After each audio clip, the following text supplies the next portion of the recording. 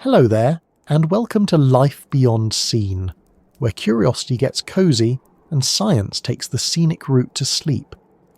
Tonight's quiet journey drifts toward the very bottom of our planet, to a place so remote, so silent, and so old that time itself seems to have slowed beneath its endless white expanse.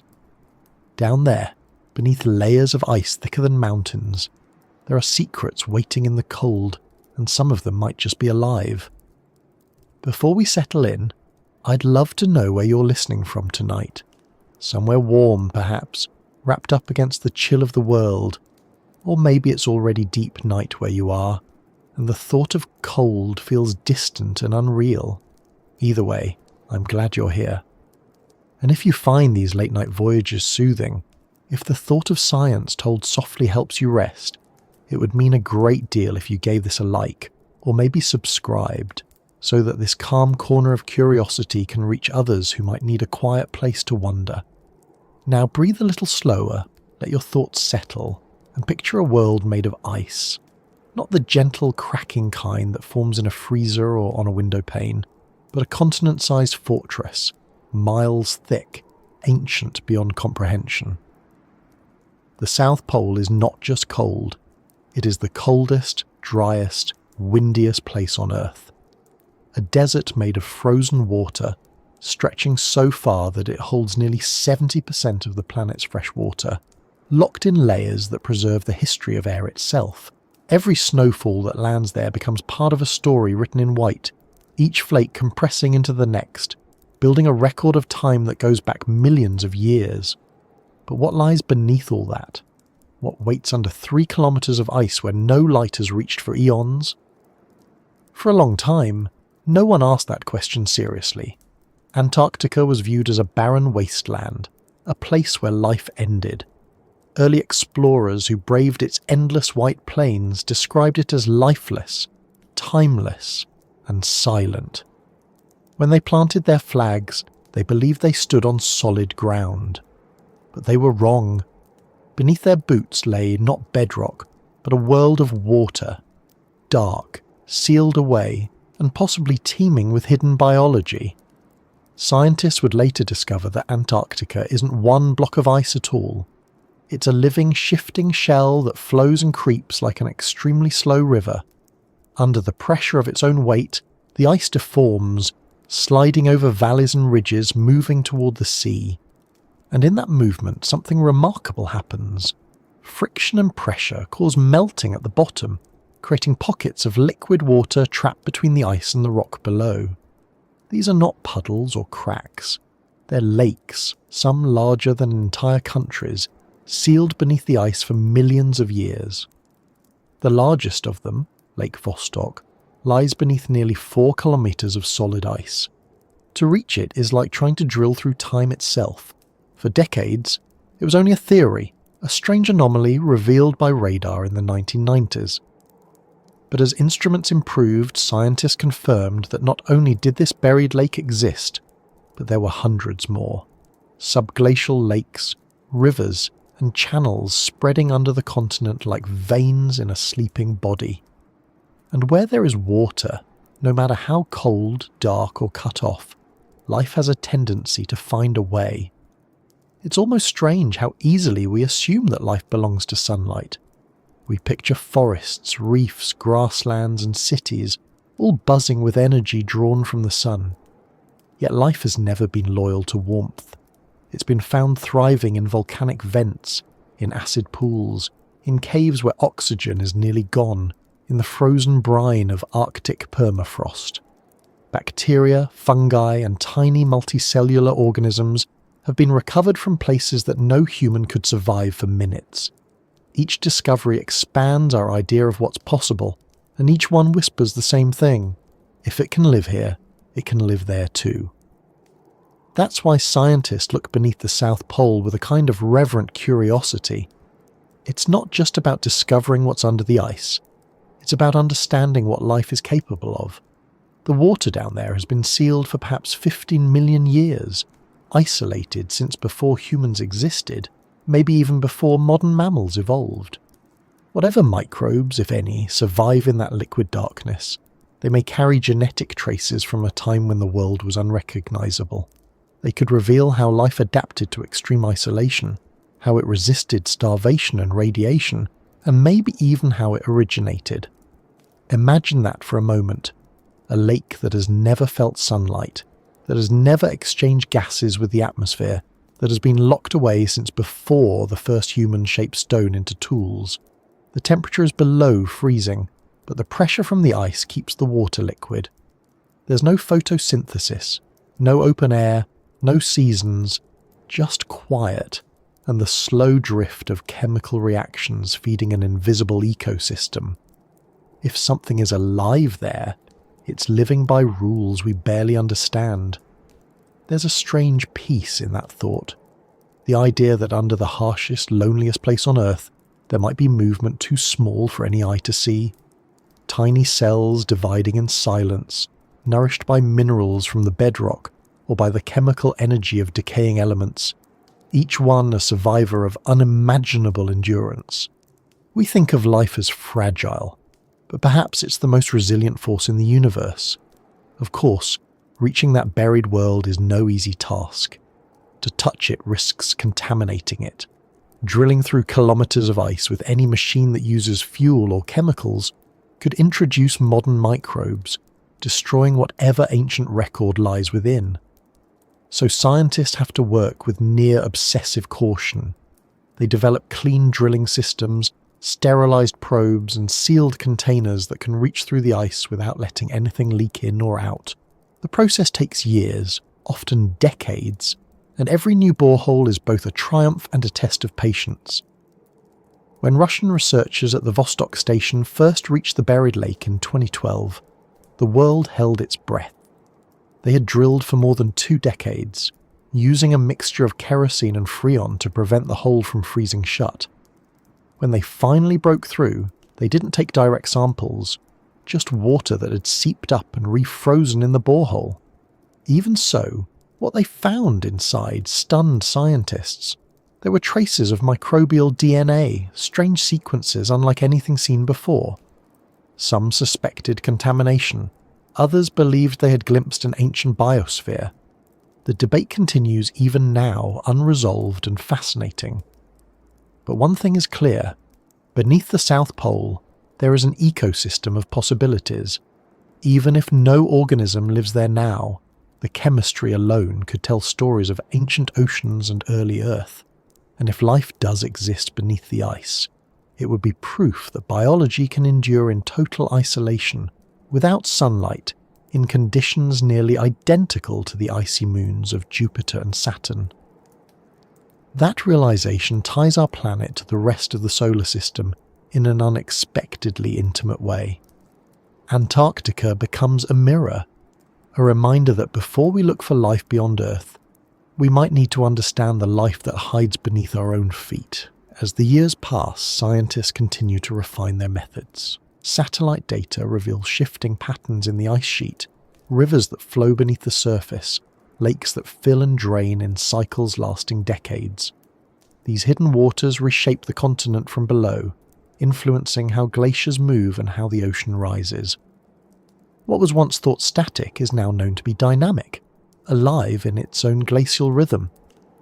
It's easy to forget that this frozen landscape is in motion, slowly pulsing with liquid water that never sees the light of day.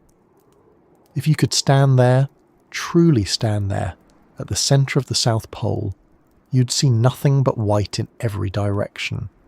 No horizon, no trees, no sound but the wind. Beneath your boots, miles below, is a world that hasn't seen the sky in millions of years. It's humbling to imagine that somewhere down there, microscopic survivors may be quietly metabolizing, drifting, dividing. Their world is measured not in days or seasons, but in geological patience. And yet they are part of the same biosphere as us, linked by the same evolutionary thread. This is what draws scientists to endure the cold, the isolation, the endless logistics of Antarctic research. It's not just curiosity, it's reverence. They're not searching for monsters or lost civilizations, but for the smallest forms of life that remind us how vast existence really is. Every ice core, every filtered droplet of meltwater is a message from a time long before human eyes ever looked south. Even if we find only traces, chemical signatures, ancient DNA fragments, or the fossilized remains of microbes long dead, they will still speak volumes. They will tell us about survival, about adaptation, about the deep persistence of life through planetary change. They may show us how Earth recovered from past ice ages, how it cycled through warmth and cold, and how biology followed quietly through it all. Some researchers think the study of Antarctic subglacial life could even rewrite our definitions of habitability. We've long believed that life requires sunlight, warmth, and open water. But if it exists under Antarctica, sealed beneath rock-hard ice, then the same principles might apply elsewhere. Moons like Europa and Enceladus, with their icy crusts and subsurface oceans, suddenly become less alien. They start to look familiar, like cold cousins of a hidden world right here on Earth. And so, when scientists camp on the ice and peer through radar maps of what lies below, they're not just studying our planet's geology, they're looking for echoes of the cosmos.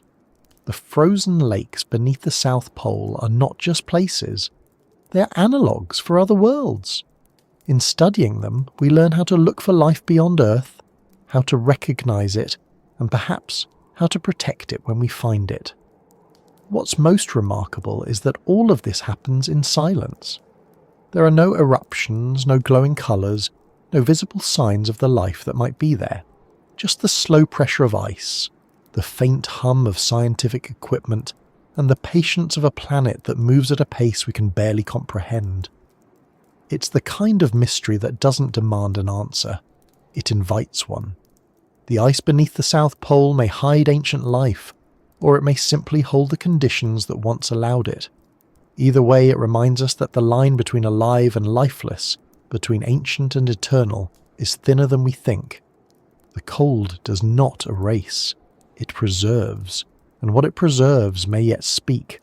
As night deepens and your thoughts drift, imagine that frozen continent again, the surface, bright and windswept, endless and still, the ice below, compacted and clear, layer upon layer of ancient snow, and far beneath that, a lake, silent and dark, where time barely moves. Somewhere down there, in that alien water, something might stir. Not a monster, not a mystery to fear, but a cell dividing quietly in the dark as it has for millions of years. And as strange as it sounds, that tiny movement connects you to it, to the vast history of life on this planet and the patience of the universe itself. The ice is not empty. It listens, it remembers, and it holds. And as we begin to explore what lies beneath, we are really exploring the story of life itself, what it is, where it began, and where it might still be waiting. The world above that buried water is nothing less than an ocean of ice.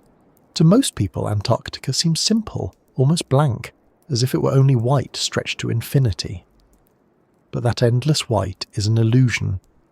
Beneath it lies a complex landscape shaped by mountains, valleys, rivers, and entire ancient coastlines crushed and hidden under ice so thick that light itself can't find a way through. When explorers describe standing on the Antarctic plateau, they talk about how the horizon disappears into itself. There are no trees or landmarks, no sense of scale or direction. The sky blends with the snow until you can't tell where one ends and the other begins. It's not so much a place as a sensation, the feeling of being surrounded by everything and nothing at once. If you were to look at the continent from space, you'd see a sheet of white covering almost everything. Only a few jagged ridges of dark rock pierce through, known as nunataks, the lonely tops of mountains that once towered over forests and rivers before the ice came. Every other part of the landscape is buried beneath kilometres of frozen history.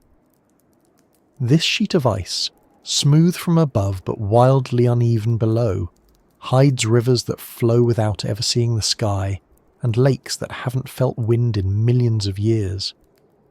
The ice itself moves, slow and heavy, like a continent-sized glacier constantly creeping toward the ocean. It looks solid, but it breathes. The weight of all that ice pushes the crust of the Earth downward, bending it like a soft drumhead. Beneath that pressure, rock cracks and grinds, and heat from the planet's core seeps upward. It's strange to think that under the coldest place on Earth there is warmth. Not much, just enough to keep water liquid in the deepest layers. That thin balance between freezing and melting is what makes the hidden rivers possible. Every so often the ice melts slightly, and water seeps through microscopic channels. Gravity draws it downward, where it pools in valleys and hollows, forming hidden lakes. They aren't still. They move slowly under the weight of the ice, sometimes draining into one another like underground tides. For a long time, we didn't know these hidden waters existed. The ice is too thick for ordinary drilling, and the landscape is too remote for direct exploration. But radar changed everything. Airborne surveys bounced radio waves through the ice, and the echoes that came back revealed smooth, reflective surfaces deep below, places where water lay trapped. These discoveries transformed our understanding of Antarctica. What we once thought was static and lifeless turned out to be dynamic and alive, a complex network of moving ice and water connecting the interior of the continent to the sea. Each discovery led to more questions. If water was moving beneath the ice, how much of it was there? How fast was it flowing, and could it support life? The more scientists looked, the more they realized that Antarctica wasn't just an archive of the past. It was a living system. The ice moves, the water shifts, and the entire structure changes shape over time. Beneath the quiet surface, the continent pulses with a rhythm of its own. In some places, the ice is so clear that it traps tiny bubbles of ancient air. Cores drilled from these layers act like time capsules, preserving a record of Earth's atmosphere from hundreds of thousands of years ago. Scientists can read them like pages in a frozen book, analysing the trapped gases to reconstruct past climates. From those bubbles, we've learned about ice ages, volcanic eruptions, and how the balance of carbon dioxide and methane has shifted over eons. Each bubble holds a whisper of the world that once was, but beneath the layers of ancient air, below the reach of those cores, the story changes. Down there, the ice grows darker, denser, and eventually gives way to liquid. That boundary, where solid meets fluid, marks one of the strangest frontiers on Earth. To imagine what it's like, think of the deepest cave you've ever seen. Now fill it with silence and remove every trace of light. Replace the stone walls with ice that glows faintly blue, not from illumination but from the way the crystal structure bends and scatters what little light can reach that far. It's a blue that feels ancient, heavy and infinite, the colour of pressure and time. That is the hidden blue beneath the white, a hue that exists only in places where sunlight dies and the world holds its breath. When researchers lower instruments into boreholes, the light from their cameras fades to black within seconds. What returns to the surface is not an image of clarity, but a strange, dreamlike landscape. Ice walls that seem to flow, tiny air pockets sparkling like stars, and sometimes a faint shimmer of sediment drifting through the water. These sediments are clues, traces of crushed rock, organic matter, maybe even remnants of once living things carried there long before the continent froze. Each fragment is a letter in a story still being translated. What fascinates scientists most is how stable this world is. On the surface, Antarctica experiences fierce storms and dramatic temperature swings, but beneath the ice, everything changes slowly. The water doesn't freeze because of the pressure. It doesn't boil because there's no air. Temperatures hover around -2 degrees Celsius, just below freezing, and yet that is enough for water to remain liquid. Chemical reactions happen there at a glacial pace, allowing microorganisms, if any exist, to adapt in ways that defy ordinary biology. The energy sources are minimal. minerals from the bedrock, trace gases, perhaps tiny amounts of heat from radioactive decay. But for microbes, that can be enough. When scientists study life in extreme environments elsewhere on Earth, deep-sea vents, salt flats, polar deserts, they often find the same surprising pattern. Wherever there's even a hint of water and energy, something has found a way to use it. Bacteria that feed on iron, archaea that thrive on methane, fungi that survive on bare rock, all show that life is an opportunist. It doesn't need comfort, only possibility. If that rule holds true beneath the Antarctic ice, then those buried lakes might host ecosystems completely cut off from the surface. It wouldn't be life as we know it. No plants, no animals, no photosynthesis, but a microscopic community surviving quietly on chemical whispers from the rocks below. The thought of that changes how we see the planet. Antarctica stops being a wasteland and becomes a hidden ocean world. The ice above acts as both shield and shroud, preserving conditions that may resemble those of early Earth. Billions of years ago, before the atmosphere thickened and the seas filled with oxygen, life may have looked much the same, simple, microscopic, self-sufficient. Studying these environments could show how those first organisms adapted, how they built metabolisms that functioned without sunlight, and how they endured through cataclysms that wiped out entire species. In some ways, exploring Antarctica is like exploring a memory. The ice sheet hides layers of time, and the lakes beneath it might hold the echoes of an ancient biosphere. Every sample of sediment or frozen water tells us a little more about how the planet evolved. Even if we never find living cells, the chemical fingerprints left behind could reveal how long they survived, how they consumed and produced energy, and what kind of environment allowed them to persist. Getting those answers requires technology that's equal parts precise and patient. Drilling through 3 or 4 kilometers of ice isn't just a technical challenge, it's a moral one. Scientists have to be absolutely certain that their equipment won't contaminate what it touches. A single microbe from the surface could ruin an entire experiment, masking the real signals with modern life. To prevent that, research teams design sterilized probes that melt their way downward using hot water or lasers, sealing behind them as they go. It's an exercise in trust and restraint, a balance between curiosity and caution. When the first radar images of subglacial lakes appeared, they showed a landscape that no one expected. Some lakes were small, just a few kilometers wide. Others stretched for hundreds of kilometers, linked by channels that rose and fell like hidden rivers. In some regions, the lakes drained and refilled over the course of years, hinting at a vast, slow circulation of water under the ice.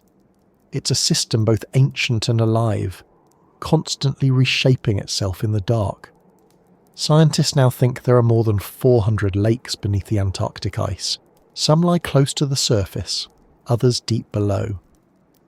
The largest, Lake Vostok, covers an area comparable to Lake Ontario and is more than 1,000 meters deep. The water there hasn't touched the atmosphere for at least 15 million years. That number is difficult to comprehend. In that time, continents have moved, climates have shifted, and entire species have risen and vanished. Yet this lake has remained sealed, preserved by ice thicker than the tallest mountains. Standing at the surface, you'd never know it's there. The snow underfoot looks the same as anywhere else, flat, bright, featureless. Only instruments reveal what lies below, and yet the knowledge changes how you feel about the landscape. It's no longer empty, it's layered with secrets. The endless white hides a hidden blue, and that blue hides a history still unfolding. In the stillness of that frozen desert, scientists have to work with precision and humility. Every movement, every piece of equipment must be planned months in advance. Supply flights are rare, the weather unpredictable, and the margin for error small. Research teams live in isolated camps, their world reduced to the hum of generators and the crackle of radios. Outside, the air is so dry and cold that even sound seems thinner. but they keep working, because what waits beneath them could change what we know about life itself. Antarctica is, in many ways, a paradox. It's both fragile and eternal, hostile and nurturing. The same ice that can kill in minutes also preserves the memory of the planet better than any other place. It's a record keeper that asks nothing in return, only silence and patience. Every core of ice, every radar scan, every droplet of meltwater adds to a growing picture of how the Earth's hidden systems work. Those systems don't just matter for the sake of curiosity, they influence the entire planet. The flow of subglacial water affects how ice moves, how glaciers slide into the sea, and ultimately how fast sea levels rise. The deeper we look, the more we realise that the fate of Antarctica is tied to our own. The blue beneath the white isn't only a scientific curiosity, it's a reminder that even in the most extreme places the planet remains alive. The ice moves, the water flows, and the chemistry of life continues quietly out of sight. For scientists who study these hidden worlds, that realization brings both wonder and responsibility. They are not just explorers, they are caretakers of a record older than humanity itself. The story of Antarctica is still being written, line by frozen line. The radar maps improve each year, the drilling becomes cleaner, and the questions grow deeper. How old are these lakes? How many are connected? What do they tell us about the last time the Earth warmed? Somewhere in the answers lies the story of our planet's resilience, the ability to hold life through ice and darkness, to keep moving even when the surface seems still. If you close your eyes and picture that endless white again, it's easier now to imagine what lies beneath. The silence above, the slow pulse of liquid below, the subtle gradient of colour from white to blue. It's a landscape of contradictions, frozen but fluid, ancient but alive. And within that contradiction, you can feel the quiet persistence of life itself, waiting for the next moment when someone finally listens closely enough to hear it. Far beneath that thick expanse of ice, where pressure flattens everything into slow motion and time seems to lose its meaning, there are rivers that move in darkness. They don't sparkle, they don't roar, and they don't reflect the sky. They slide quietly between bedrock and ice, invisible and persistent. When scientists first realized that these rivers existed, it seemed almost impossible. How could water flow in a place so cold that even air becomes brittle? But Antarctica is full of contradictions, and its buried waterways are one of its strangest. The rivers beneath the South Pole don't behave like the rivers we know. They aren't carved by rain or shaped by seasons. They flow because of pressure and heat, and because the Earth itself refuses to stay still. The weight of kilometres of ice above pushes down with such force that it changes the rules of freezing. Water, under enough pressure, melts at temperatures below zero. Add a touch of geothermal warmth from the rocks beneath, and pockets of liquid begin to form. Gravity does the rest. The water finds a path trickling through tiny cracks and channels, merging into streams that slide unseen toward deeper basins. What's extraordinary about these rivers is how organised they are. When scientists mapped them using radar and satellite data, they discovered an entire network connecting the interior of Antarctica to the edges of the continent. These are not random puddles. They are structured systems, shaped by topography and ice movement, running for hundreds of kilometres under the frozen crust. Some of them feed into subglacial lakes, while others drain them, carrying meltwater slowly toward the sea. The flow is glacial in every sense, centimetres per day rather than metres per second. But it never stops. Each of these buried rivers plays a crucial role in how Antarctica breathes. They lubricate the base of glaciers, allowing them to slide more easily toward the ocean. When water pressure builds, glaciers move faster.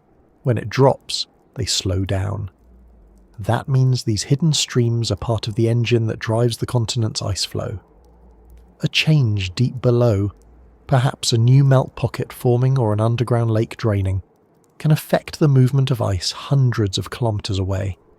It's a reminder that even in the most frozen places, the planet's systems remain in motion.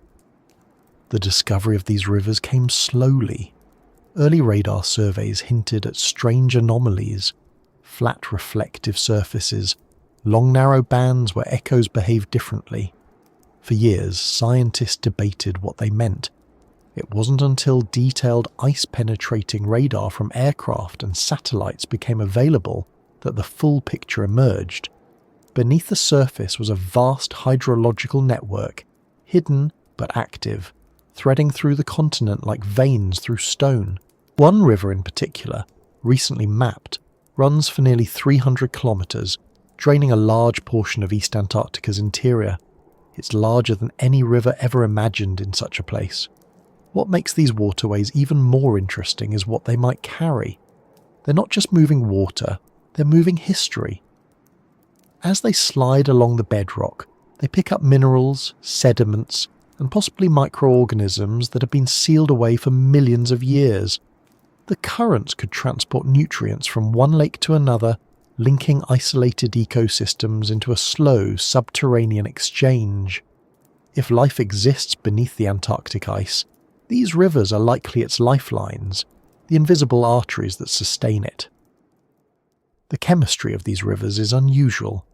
With no sunlight and no photosynthesis, any potential life must rely on chemical energy. That could mean feeding on minerals like iron, sulfur, or ammonia, or using small traces of organic matter that drift through the water. Similar systems exist elsewhere on Earth, in caves and deep-sea vents, where microbes thrive without light, living off reactions between rock and water. Those comparisons are what make Antarctica's buried rivers so fascinating to astrobiologists. They may represent one of the closest analogues to conditions on icy moons, such as Europa or Enceladus. In both cases, there's ice above, rock below, and the faint heat of a world still turning inside. In the darkness beneath the South Pole, there are no seasons, no sunlight, no surface storms, yet change still happens. Pressure shifts, glaciers slide, and the rivers adjust their courses. They may swell or shrink as lakes above them drain or refill. In 2007, satellite observations revealed something astonishing. One subglacial lake suddenly emptied, and another hundreds of kilometers away filled up shortly afterward. The only explanation was that a river had connected them, allowing a pulse of water to travel unseen through the ice. It took months to complete the journey, but it proved that Antarctica's hidden waterways are interconnected, part of a single slow system that spans much of the continent. To study these rivers is a challenge unlike any other. You can't simply dig a trench or lower a camera. The ice above is solid, shifting, and kilometers thick. Scientists rely on radar, gravity mapping, and ice-penetrating sensors to build indirect pictures. Sometimes they use seismic waves, small vibrations that travel through the ice and reflect off different layers.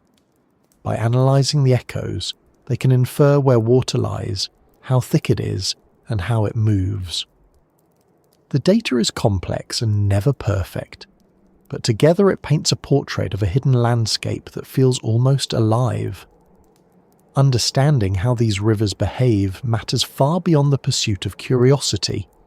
They play a major role in how Antarctica interacts with the rest of the planet.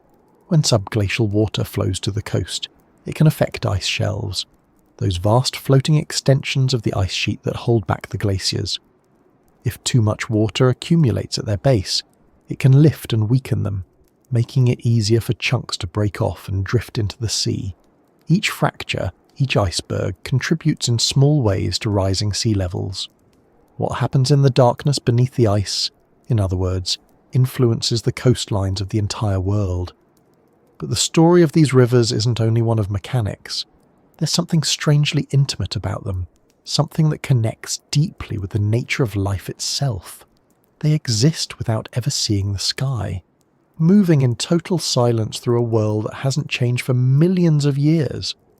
If you could somehow be there, floating in that cold black water, surrounded by walls of clear ice, you would see a world that feels completely alien. The only light would come from the faint glow of minerals reflecting off your equipment. The temperature would hover just below freezing. Every sound would be absorbed. The flow would be so slow you might not even sense movement, yet it would continue, patient and unstoppable. Scientists have begun to sample water from shallower subglacial systems, places where the ice is thinner or where the rivers come close to the surface. What they've found is encouraging. Some samples contain trace amounts of organic compounds, the building blocks of life. Others show evidence of chemical reactions between rock and water that could produce the energy needed for microbes to survive. These clues suggest that even in complete darkness, a subtle form of life could exist. Not thriving, perhaps, but persisting, waiting. The search for such life requires extraordinary care. Every tool that touches the ice must be sterilized, every drop of drilling fluid filtered. Even the smallest contamination from the surface could destroy the fragile balance below. Some research teams have spent decades developing methods that use only clean, hot water to melt through the ice, avoiding chemicals altogether. The goal is simple: to observe without disturbing, to touch without changing. It's a kind of scientific mindfulness, where restraint becomes as important as discovery. There's also a poetic symmetry in how these buried rivers echo the early Earth. Billions of years ago, before the first plants or animals, the planet may have looked more like Antarctica than anything else. Ice and rock, darkness and water, chemistry and persistence. In that environment, primitive microbes learned to harness chemical gradients for energy. They didn't need sunlight or oxygen, just the right minerals and patience. The rivers beneath the South Pole might mirror that process, still running after all this time. Studying them could show us what the first stirrings of metabolism looked like, how life began in the absence of warmth and light. It's humbling to think that while we search for life on other planets, we may still be discovering its oldest forms right here. The ice at the bottom of the world is not just a frozen archive, it's an experiment that's been running uninterrupted for millions of years. Every molecule of water that flows beneath it carries information about temperature, chemistry, and biological potential. Every trace of carbon or sulfur could be a signature of something once alive. The deeper scientists go, the more it feels like reading a diary written by the planet itself. These discoveries are changing how we define habitability. It's no longer just about sunlight and warmth. It's about stability, protection, and the persistence of liquid water. The Antarctic subglacial system proves that life doesn't need open air or green landscapes. It only needs time and a place to hold on. That realization reshapes not just our understanding of Earth, but of every icy world we've yet to explore. If microbes can exist in these cold, dark rivers, then perhaps they can also swim beneath the crust of Europa, or drift in the hidden seas of Enceladus. The distance between those worlds and ours begins to feel smaller, connected by the shared logic of survival. Back on the surface, the people who study these rivers often describe a sense of awe that's difficult to put into words. It's not just about the data. It's about the awareness that right under their feet, beneath layers of silence, an entire system is moving. Some compare it to standing above a living organism, a heartbeat that can't be seen but can be felt through the instruments. The ice responds to that movement. It creaks, shifts, and sometimes rises or falls by centimeters as water flows underneath. Even satellites can detect those subtle changes, translating them into maps of invisible motion. The more we learn, the more it becomes clear that Antarctica isn't a static wilderness, but a place of quiet transformation. Its rivers carry not just water, but stories of climate cycles, of ancient ecosystems, of the deep connection between rock, ice, and life. Every drop that moves through those channels is part of a process millions of years in the making. And though we can't see them directly, we can imagine them, winding through the darkness like patient signatures of endurance. Understanding those systems isn't only an academic pursuit, it's essential for predicting the future. As the climate warms even slightly, the balance of ice and water in Antarctica will shift.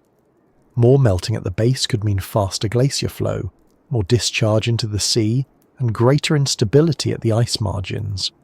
By studying the hidden rivers now, scientists are learning how to anticipate those changes, how to protect coastal communities, and how to recognize the early signs of transformation. In a way, the rivers beneath the ice are like messengers, telling us what the planet is planning before it speaks more loudly through rising seas. When you think about it that way, these buried streams are both ancient and immediate. They remember the deep past and hint at the near future. They connect the frozen center of the Earth's coldest continent to the rest of the planet's moving water. And through them, the idea of separation between surface and depth, past and present, living and still, starts to fade. It becomes clear that nothing on this planet is ever truly alone. Even in the deepest darkness, movement continues, and where there is movement, there is potential. If you listen long enough, you can almost sense it. Not the sound of water itself, it's far too deep and muffled for that, but the quiet certainty that beneath all that white silence, the world is still flowing. The rivers that move without light are not waiting for us to find them. They've been there all along, shaping the ice from below, whispering the story of a planet that never really sleeps. And as the ice keeps shifting, the next part of that story begins where the rivers lead, into the vast sealed basins that hold the oldest and most mysterious water on Earth. Down there, far below even the hidden streams, the real secret waits, preserved in darkness for millions of years, carrying within it the memory of ancient life and the promise of discovery yet to come. Beneath those buried rivers lies a stillness so complete that even time seems reluctant to move. The water there has not seen sunlight since before the first forests grew on Earth.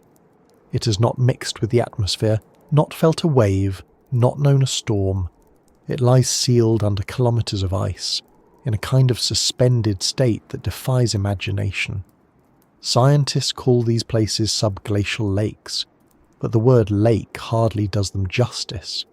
They are ancient reservoirs of water older than most mountain ranges, trapped between ice and rock in conditions that have remained unchanged for millions of years. If you could somehow look inside one, you'd be staring at a mirror of Earth's distant past, a glimpse into what the planet once was and maybe into how life began. The most famous of these hidden lakes is Lake Vostok, buried beneath nearly 4 kilometers of Antarctic ice. It stretches for more than 200 kilometers in length and holds as much water as one of North America's Great Lakes. For decades, no one knew it existed. In the mid-20th century, Soviet scientists stationed at the remote Vostok research base noticed odd readings in their seismic data suggesting something soft beneath the ice. Later, radar surveys confirmed what they had suspected: a massive body of liquid water sealed away, completely isolated from the surface. What made it remarkable wasn't just its size, but its age. Geological studies suggest that the ice above has kept it cut off from the atmosphere for at least 15 million years. During that time, continents shifted, climates changed, species rose and fell, and the lake remained undisturbed. It's difficult to overstate what that kind of isolation means. The surface world has undergone mass extinctions, ice ages, and global warmings. Oceans have changed their chemistry, and the air has traded compositions more than once. But Lake Vostok has been shielded from it all. No sunlight penetrates that far, and the water remains liquid only because of pressure from above and heat from below. The temperature hovers around -3 degrees Celsius, yet it never freezes. The ice acts like a lid, insulating the lake from the brutal cold above. Every molecule of water inside it has been circulating quietly for millions of years, perhaps carrying traces of ancient sediments, and maybe even life forms that evolved in total isolation. When scientists first began to think seriously about what could live in such a place, the debate was fierce. Some argued that nothing could survive that long without new nutrients or sunlight. Others pointed out that life is remarkably adaptable and that microbes on Earth have been found in places that seem far less hospitable, inside volcanic rock, deep under the ocean floor or frozen within permafrost. Microorganisms, after all, do not need much to survive, just a source of energy and a way to keep their internal chemistry running. If they could find that beneath the Antarctic ice, then life there might not only exist, but thrive in its own slow way. Lake Vostok isn't alone. Scientists have identified more than 400 subglacial lakes scattered across Antarctica, many of them connected by the underground rivers that flow through the darkness. Some are small, only a few kilometers wide. Others stretch for hundreds of kilometers beneath the ice. Each one tells a different story. Some fill and drain in cycles that take years, suggesting that water flows between them like a slow heartbeat. Others are completely sealed, their surfaces never touched by a single bubble from the outside world. Collectively, they represent one of the last unexplored ecosystems on Earth. Accessing those lakes has become one of the great scientific challenges of our time. The problem isn't just the distance or the cold, it's the responsibility.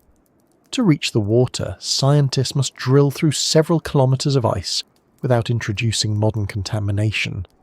A single drop of oil, a fragment of skin, or a stray bacterium from the surface could destroy any evidence of native life.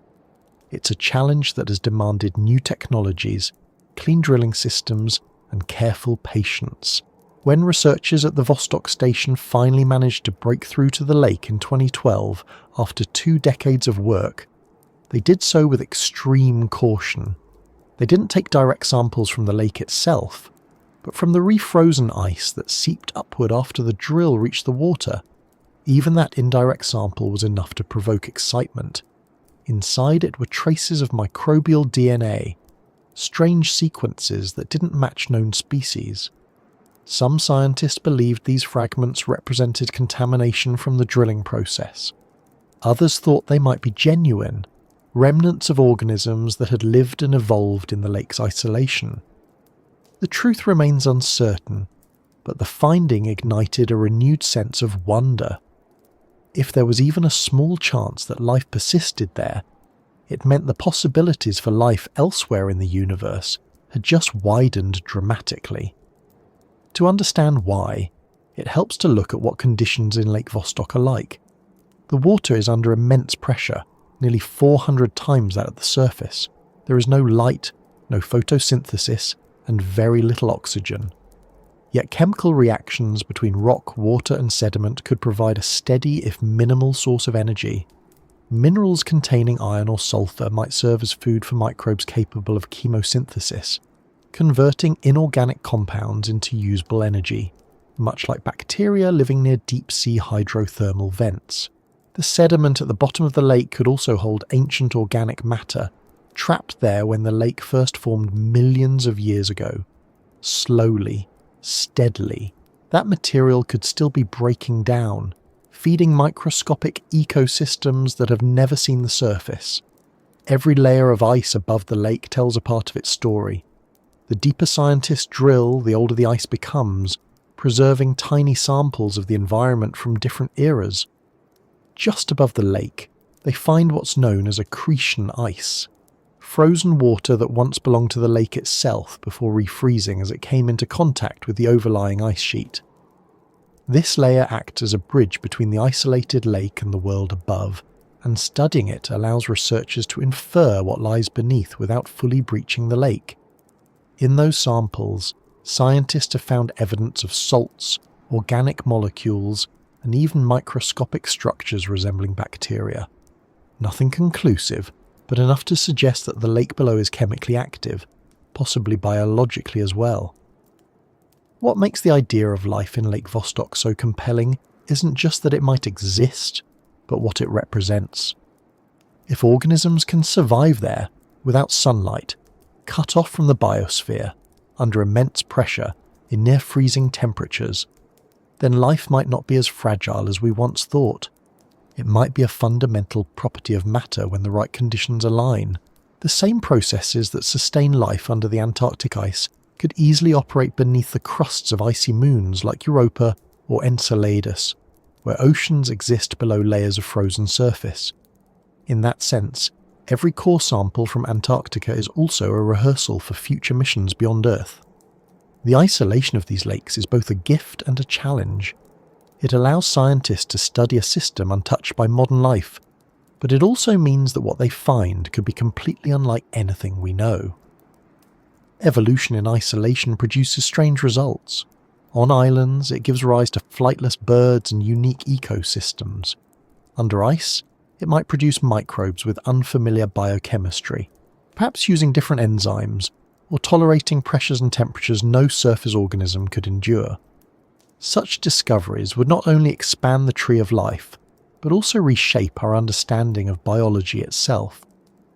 Working in Antarctica to pursue these mysteries requires endurance of a different kind. The researchers live in some of the harshest conditions on Earth. The temperature can drop below -60 degrees Celsius, and the winds can tear through camp like a living thing. Days and nights blur into one another. Equipment freezes. Supplies must be flown in by aircraft that can only land a few months each year. Every step of progress is measured in patience. But ask any scientist who's spent time there, and they'll tell you it's worth it. Standing on that frozen plain, knowing what lies beneath, gives a sense of awe that no laboratory can replicate. There's also a quiet philosophical dimension to all of this. The lakes beneath Antarctica are not just scientific curiosities, they're reminders of how much of the planet remains unseen. In an age when satellites map every coastline and drones fly over every forest, it's humbling to realise that entire worlds still exist beneath our feet, sealed in darkness, waiting to be understood. They remind us that discovery doesn't always happen by looking outward. Sometimes it means looking inward, downward, into the parts of Earth we've never truly touched. Beyond Lake Vostok, other subglacial lakes have drawn attention too. Lake Willans, for example, lies under less ice and has been successfully sampled using a clean hot water drill. In 2013, researchers retrieved water and sediment directly from it without contamination. To their astonishment, they found living microbes, entire communities of bacteria that had been surviving under the ice. These weren't remnants or fossils, they were alive, metabolizing slowly in the dark. The lake itself was smaller and younger than Vostok, but its existence proved a point. Where there is liquid water, even in such extreme conditions, life can persist. That discovery strengthened the belief that Lake Vostok and others like it might also harbour living organisms, perhaps even more diverse ones, adapted over longer timescales. It also demonstrated that careful exploration is possible without damaging these fragile systems. The success of clean drilling at Lake Willans set a precedent for future missions, showing that humanity can study such places responsibly. Each new borehole adds to a growing picture of a hidden biosphere, one that's as old as the continent itself. The age of these lakes means they may also preserve environmental records far older than any ice core. The sediments at their bottoms could contain clues about what Antarctica looked like before it froze. There might be traces of ancient forests, microbial mats, or chemical markers from prehistoric oceans. Analysing those sediments could help scientists understand how Earth transitioned from a warm, lush world to the frozen desert we see today. It could reveal how life adapted to that change, and what lessons it holds for a planet now warming again. Everything about this research speaks to patience. The water beneath the ice has waited millions of years. The people studying it can afford to wait a few more. Each season brings new data, new technology, new insights. Step by slow step, the long sleep of ancient waters is being interrupted, not violently, but gently, respectfully. Scientists approach these lakes not as conquerors, but as listeners, trying to understand what the planet has been whispering beneath its frozen skin. Even with all our instruments, the image remains incomplete. No one has yet seen Lake Vostok directly. We've only inferred its properties through radar, magnetic readings, and the chemistry of refrozen samples. The day we finally peer into its depths will mark a turning point in our understanding of life and isolation. But even without that direct glimpse, the knowledge we've already gained changes everything. It shows that the planet's capacity for complexity doesn't stop where the ice begins. It continues downward into places that feel alien but are deeply connected to the story of life on Earth. The more we learn about these lakes, the more they seem less like exceptions and more like reminders. They tell us that life isn't confined to the comfortable or the visible. It exists wherever conditions allow, even if those conditions mean total darkness, pressure that could crush a submarine, and temperatures far below freezing. Life, it seems, has no need for our definition of habitability. It writes its own rules, quietly, patiently, in the dark. And somewhere, far below the endless white of Antarctica, it may still be doing just that. The water beneath the South Pole continues its long, slow circulation, untouched by the surface world. Microbes, if they exist there, go on dividing in silence, unaware of the scientists waiting above. The ice shifts, the rivers feed the lakes, and the ancient waters remain in their sleep, holding within them the memory of a planet that has changed 1,000 times while they have stayed the same. The story doesn't end there. Above those sleeping waters, above the pressure and the darkness, people continue to work, building cleaner drills, more precise instruments, and more daring missions. They're not just chasing knowledge, they're chasing connection, a deeper understanding of how life endures. Because if the long sleep of ancient waters can still hold traces of vitality, then perhaps nothing in this universe is ever truly lifeless. The patience of the planet becomes the patience of those who study it, and the quiet endurance of the ice becomes a lesson in perspective. What lies beneath Antarctica isn't just a scientific frontier, it's a reflection of persistence, both human and biological.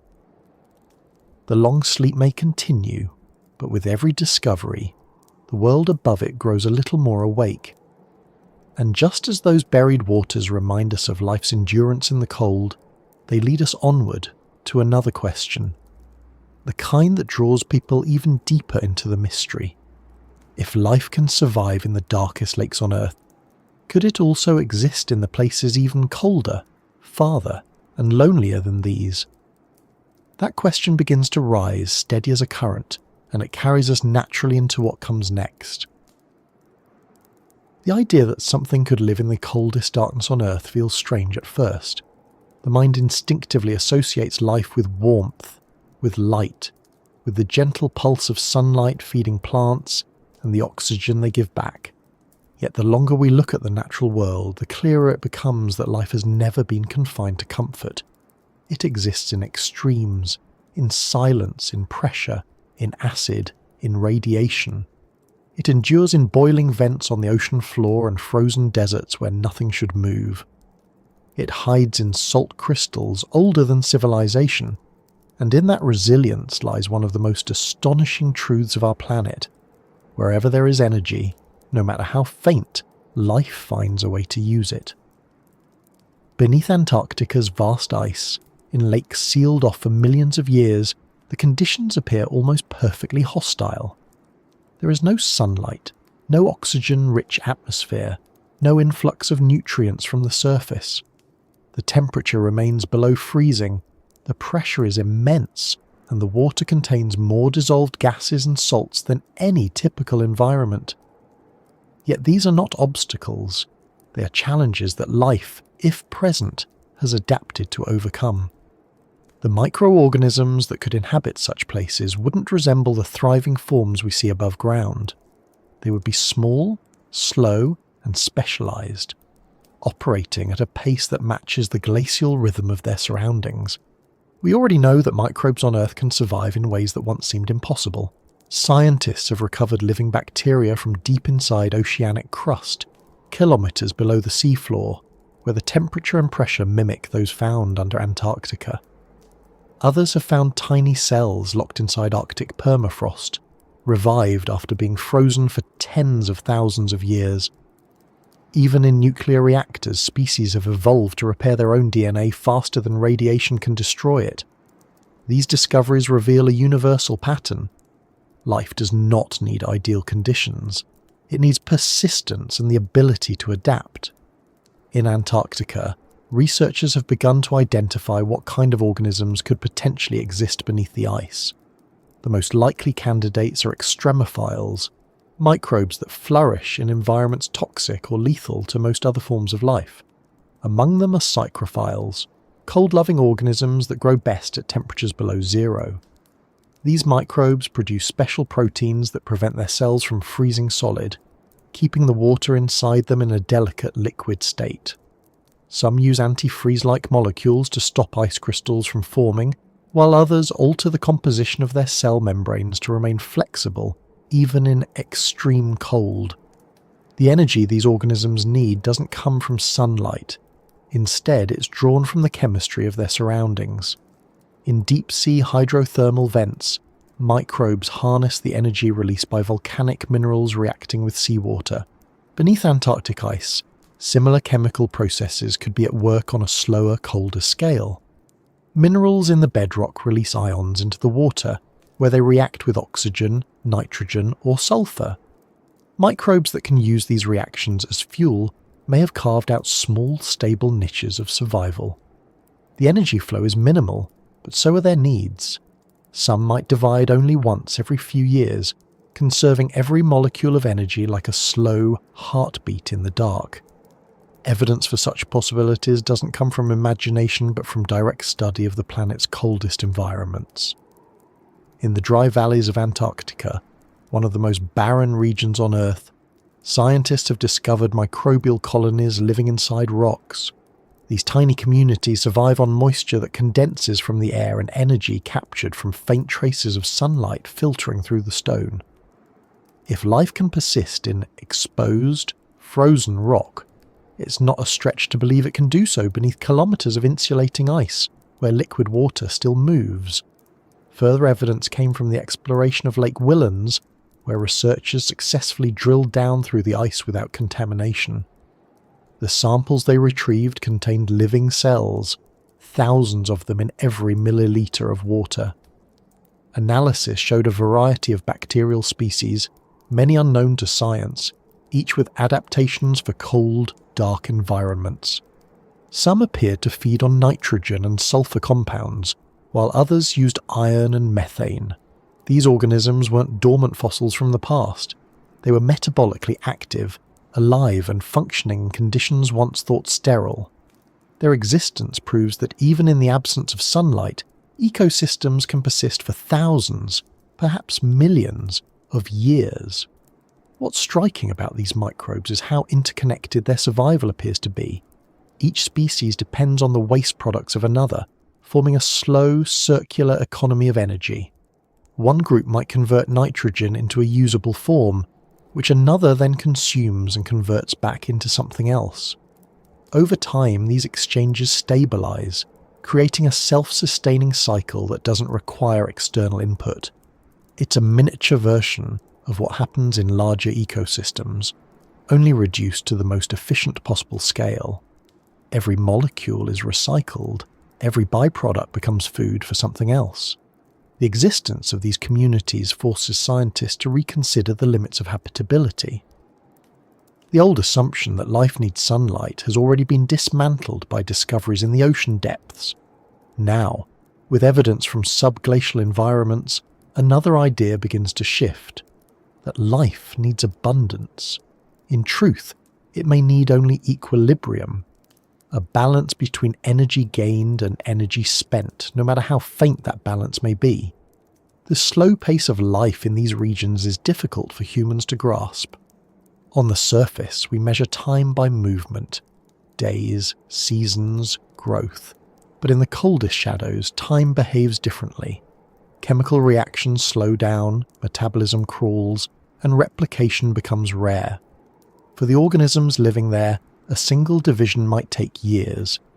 Yet across geological time, that rhythm becomes sustainable. A microbe that divides once every century could still leave descendants stretching back millions of years. The system endures because it never wastes energy on anything unnecessary. It's the purest form of efficiency, life pared down to its simplest state, but still undeniably alive. Studying these microbes offers more than biological curiosity. It provides insight into how early life might have looked. Billions of years ago, before oxygen filled the atmosphere, Earth's surface was far less hospitable than it is today. The planet was bombarded by radiation, volcanoes, and meteors. Oceans were murky and acidic. In that environment, simple microbes found ways to survive in chemical gradients, just as they do beneath Antarctic ice now. In a sense, these modern extremophils are living fossils, echoes of Earth's earliest inhabitants. Understanding them is like reading the first pages of life's story written in molecular script. The tools used to study them are just as fascinating. Scientists can't simply scoop up samples and hope they survive. They must maintain the temperature, pressure, and chemical balance of the environment as closely as possible. A change of even a few degrees could kill delicate organisms adapted to such narrow conditions. Once the samples reach laboratories, researchers use genetic sequencing to identify what's there. Instead of looking for visible structures, they search for DNA fragments, chemical markers, and isotopic ratios that indicate biological activity. These techniques reveal patterns invisible to the eye but unmistakable in their meaning. The results, while still limited, suggest a remarkable diversity of microbial life. Many sequences recovered from Antarctic ice and water samples don't match any known organism. Some are distantly related to marine bacteria, suggesting that ancient seawater may have played a role in forming these lakes before the continent froze. Others are completely unique, hinting at long evolutionary separations. Each new sequence adds another branch to the tree of life, expanding its reach into environments once thought impossible.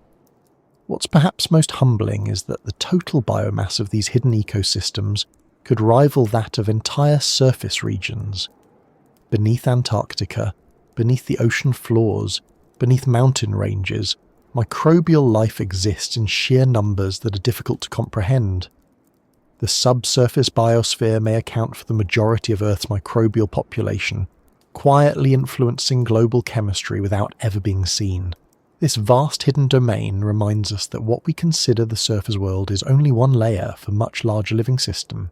There's also a lesson here about resilience. Life in the coldest shadows doesn't fight against its environment, it adapts to it. It finds equilibrium instead of resistance. The microbes beneath the ice don't need warmth, they've evolved to function in its absence. They don't need light, they've replaced it with chemistry. Even death in these ecosystems takes on a different meaning.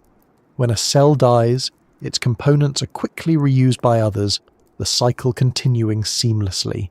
Nothing is wasted, nothing lost. It's an entire philosophy of existence built on endurance and balance. Researchers studying these systems often describe a peculiar emotional response when they first realize what they're looking at. It's not the excitement of discovery exactly, but a kind of quiet awe. To peer into a sample of water from 2 kilometers beneath the ice and see signs of life is to be reminded that the universe is less empty than it appears. That feeling is especially profound when one considers how similar these environments are to those on other worlds. The icy moons of Jupiter and Saturn have conditions that mirror Antarctica's subglacial lakes almost perfectly. Thick ice above, rock below, liquid water trapped in between. If life can exist here, it stands to reason that it might exist there as well. That possibility has made Antarctica a training ground for astrobiologists. The techniques used to sample its subglacial lakes are prototypes for future missions to Europa or Enceladus. Clean drills, sealed sampling containers, and robotic probes that can operate autonomously in extreme conditions, all are being tested in the frozen continent's depths. What we learn here will guide how we search for life elsewhere. Each experiment beneath the Antarctic ice is, in a sense, a rehearsal for reaching other worlds. Even as we look outward, though, The significance of what's happening below our own planet's ice shouldn't be underestimated. The existence of life in such conditions changes how we see Earth itself. It's no longer a world divided neatly between habitable and uninhabitable zones. It's a layered organism, alive from its surface to its core. The deep biosphere connects with the shallow one through slow exchanges of water, gas, and minerals. Over geological timescales, these interactions shape everything, from ocean chemistry to climate. In that sense, the coldest shadows beneath Antarctica are not isolated at all. They're part of the same global network that sustains forests, oceans, and atmosphere. They remind us that the definition of alive extends far beyond what we see. Even the smallest organism in the darkest lake contributes, however slowly, to the balance of the whole. The knowledge we gain from studying them also offers perspective on our own fragility. Humanity depends on narrow environmental conditions, temperature, air composition, sunlight. The microbes in the dark do not. They would continue long after the surface changed. In their slow persistence lies a kind of immortality, not in individuals but in continuity. They endure because they need so little. In a world increasingly defined by its instability, that endurance feels almost like wisdom. The scientists who dedicate their careers to studying this hidden life understand the gravity of their work. Each sample they collect carries the weight of time. Each DNA sequence adds another thread to the web of understanding that connects Earth to its cosmic possibilities. The work is slow, sometimes frustrating, often dangerous, but deeply meaningful. They are, in a way, ambassadors between worlds, the familiar one above and the alien one below. It's still uncertain just how complex these ecosystems are. They might be limited to microbes, or they might include larger, multicellular forms adapted to the same conditions. No one knows for sure, and the ice keeps its secrets well. What's certain is that the presence of life there, no matter how simple, challenges every assumption we once had about where life can exist. It shows that biology is not a fragile phenomenon clinging to rare circumstances, but a natural expression of chemistry given enough time. And so, the coldest shadows continue to live, unseen but enduring. Each droplet of water beneath the ice might contain 1,000 cells, each cell a story billions of years in the making. They drift through the dark, consuming, dividing and continuing, indifferent to whether anyone knows they exist. They don't need recognition. Their purpose is simply to persist. Above them, the glaciers move slowly toward the sea, their pace determined in part by the very water and microbes that live beneath. The connection between life and ice is deeper than we once imagined. The same processes that sustain these hidden organisms also influence how the ice flows, how it melts, and how it shapes the planet's future. The boundaries between biology and geology blur, merging into one continuous system of change.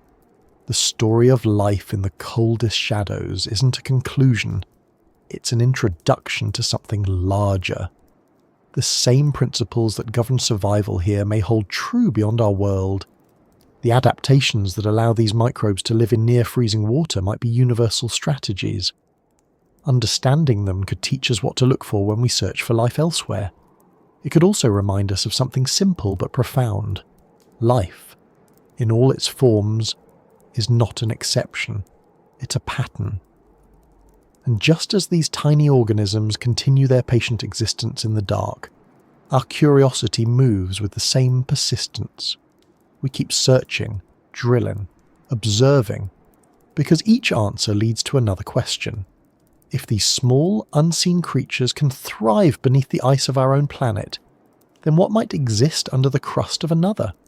What might stir in oceans that never see light, orbiting worlds far from the warmth of the sun? That question drifts quietly upward, as steady as the slow currents beneath the ice, carrying us toward the next layer of understanding waiting to be uncovered. It's impossible to think about life beneath the Antarctic ice without wondering what it might mean beyond Earth. Every discovery in those frozen depths seems to echo outward into the cosmos, whispering of distant worlds that could hold the same secrets in silence. The connection is not poetic, it's scientific, grounded in chemistry, physics, and the quiet consistency of natural laws. The more we learn about the conditions under the South Pole, the more they resemble places far from here, moons orbiting gas giants, planets encased in ice, and perhaps even the hidden oceans of worlds we haven't yet found. It's as if the Earth, in its most remote corner, is showing us a reflection of what may lie scattered throughout the universe. When researchers study Antarctica's subglacial lakes, they're not just investigating a local mystery. They're testing the boundaries of biology itself. The pressure, the darkness, the isolation, these are the same conditions thought to exist on Europa, the icy moon of Jupiter, and Enceladus, one of Saturn's smallest but most intriguing satellites. Both have surfaces made of solid ice and evidence of liquid water beneath. Both emit plumes of vapour that hint at hidden oceans. Both, like the Antarctic lakes, are shielded from sunlight but sustained by the energy that rises from within. If microbial life can persist under Earth's ice, then maybe it's not alone in the solar system. The parallels are striking. Europa's crust is estimated to be around 20 kilometres thick, beneath which lies an ocean containing more water than all of Earth's seas combined. The temperature there is far below freezing, but the moon's interior stays warm due to tidal forces, gravitational stretching caused by Jupiter's immense pull. The result is a global ocean of liquid water, moving and mixing in the dark. It's the same balance of pressure and heat that keeps Antarctica's lakes from freezing solid. On Enceladus, similar forces are at work. The moon's icy surface is scarred with fractures that vent plumes of water vapour into space. Spacecraft passing through those plumes have detected salts, organic molecules, and complex chemistry, all ingredients that could, under the right conditions, sustain life. This resemblance between distant moons and Earth's frozen south isn't just coincidence. It reveals a deeper truth about how planets and moons evolve. Ice and rock interact in predictable ways, creating energy gradients that life could exploit. It's the same story repeated across scales. Wherever water and energy meet, biology might follow. The study of Antarctica, then, becomes a model for astrobiology, a way to understand how life might arise and persist in places we can't yet reach. Every sample drawn from under the South Pole becomes a stand-in for samples we hope one day to take from alien oceans. That's why so many scientists describe Antarctica as an analogue for extraterrestrial environments. The drills, the sensors, the sterilisation techniques, they're all designed not only to study Earth's subglacial ecosystems, but to prepare for missions beyond it. When engineers test a new robotic probe in Antarctica's frozen waters, they're rehearsing for the day it might descend through the ice of Europa. The same problems, contamination, communication and energy management, apply equally on both worlds. What we learn here will determine how carefully we can explore there. It's fascinating to think that the path to discovering alien life may pass through one of the most desolate regions of our own planet. In a way, the Antarctic ice is a bridge between worlds, connecting our understanding of Earth's resilience with the possibilities that exist beyond the reach of sunlight. When scientists peer into that darkness, they're not just studying microbes, they're listening for a pattern, a rhythm that might repeat elsewhere. Even the chemical signatures found in subglacial lakes hint at processes that could be universal. For example, the interaction between rock and water can produce hydrogen gas, a simple molecule that many microbes use as fuel. The same reaction occurs when ocean water meets volcanic rock at deep-sea vents. It also likely happens beneath the crusts of icy moons, where tidal heating keeps the interiors warm enough for water to circulate. Hydrogen, along with carbon compounds, forms the basic scaffolding of life's metabolism. Where it exists in abundance, it's reasonable to suspect that biology might too. One of the reasons these connections feel so profound is because they reframe what we mean by alien. The word often conjures images of something completely other, unrecognizable, disconnected from anything familiar.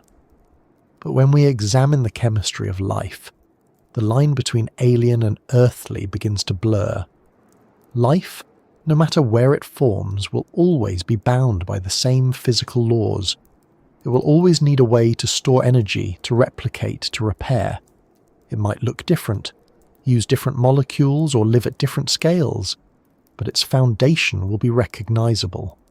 The life that could exist beneath the South Pole is alien in its own way, already showing us that the boundaries of biology stretch further than we imagined. The search for extraterrestrial life has long focused on extremes because that's where the rules of survival are tested most harshly. On Mars, researchers look for evidence of ancient rivers and underground ice. On Titan, they imagine chemistry based not on water, but on methane. Yet even in those places, the logic is consistent. Where there's stability and a source of energy, there's potential. Antarctica offers a working example of that principle. It proves that life doesn't require the surface. It can thrive in isolation, drawing strength from chemical and thermal gradients. This realization has transformed how space agencies plan future missions. Instead of searching for life directly on a planet's surface, scientists now look beneath it. Instruments are designed to detect traces of subsurface water, measure chemical imbalances, and identify molecules that could indicate biological activity.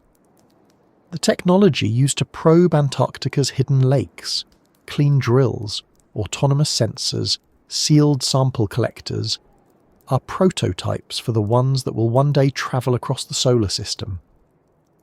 The first explorers of alien oceans, in a sense, are already working on Earth, their laboratories covered in ice instead of stars. There's something poetic in that symmetry. The coldest, most remote place on our planet becomes a stand-in for worlds beyond. The frozen desert at the bottom of Earth becomes a window into the potential of life across the galaxy. It's as though the planet is teaching us through repetition, showing that the story of survival doesn't belong to one world alone. What's even more interesting is that some scientists believe life might have first emerged in conditions similar to these. Early Earth was not a comfortable place. Its surface was bombarded by meteorites, its atmosphere choked with carbon dioxide, and its oceans likely covered in ice. Beneath that ice, however, hydrothermal activity may have created warm, stable environments shielded from the chaos above. In those protected waters, simple molecules could assemble, react, and evolve. The microbes that exist beneath Antarctica today might be distant descendants of those first forms of life, or at least living analogues that show us how it was possible. When viewed through that lens, the subglacial lakes are not just laboratories for astrobiology, but for origins research as well. They may contain the same ingredients and energy flows that first gave rise to metabolism. The isolation of those lakes, their long stillness, and their chemical self-sufficiency all make them time capsules of possibility. Studying them might not only tell us where life can exist, but also how it begins. It's remarkable how exploration at the limits of our own planet can make the universe feel smaller. When the first samples from Lake Willans revealed living bacteria, the implications rippled far beyond Earth. Suddenly, the question of whether other worlds could harbour life felt less hypothetical. If microbes can live without sunlight beneath Antarctica, then perhaps they can do the same beneath Europa's crust, or within the warm fissures of Enceladus. The discovery didn't prove that alien life exists, but it made the argument that it could much more credible. Each new piece of evidence from Antarctica adds another layer to this quiet dialogue between Earth and the cosmos. The isotopes in the water tell us how long it's been isolated. The minerals reveal the chemistry of the bedrock. The microorganisms, if present, show us the range of life's adaptability. Together they form a narrative that stretches outward from the South Pole to the outer planets, a story of persistence, endurance, and possibility. It's easy to forget that these connections depend on observation and patience. Every new measurement, every carefully filtered sample, requires years of planning and the combined effort of scientists from around the world. Antarctica forces collaboration by necessity. No one can survive there alone, and no single nation can claim its discoveries. The international nature of this research mirrors the shared curiosity that drives humanity's exploration of space. Beneath the ice, borders disappear. The work becomes a collective endeavour, a reminder that some questions are too large for anyone to own. There's also a philosophical depth to the idea that the first alien life we discover might not be found among the stars but beneath our own planet's surface. If we find microbes in Antarctica that have evolved entirely apart from the surface biosphere, they would represent a form of life that is, in every sense, alien. Not because it comes from elsewhere, but because it evolved independently, shaped by a completely different set of pressures. Such a discovery would redefine what we mean by alien life. It would mean that the universe doesn't need to create life multiple times across space for diversity to exist. It can do so right here, within a single world. That possibility is not just theoretical. Some researchers have proposed that if subglacial lakes have been sealed long enough, any organisms inside could have diverged from their surface relatives millions of years ago. They would represent an evolutionary branch cut off before the appearance of complex animals, continuing their own lineage in isolation.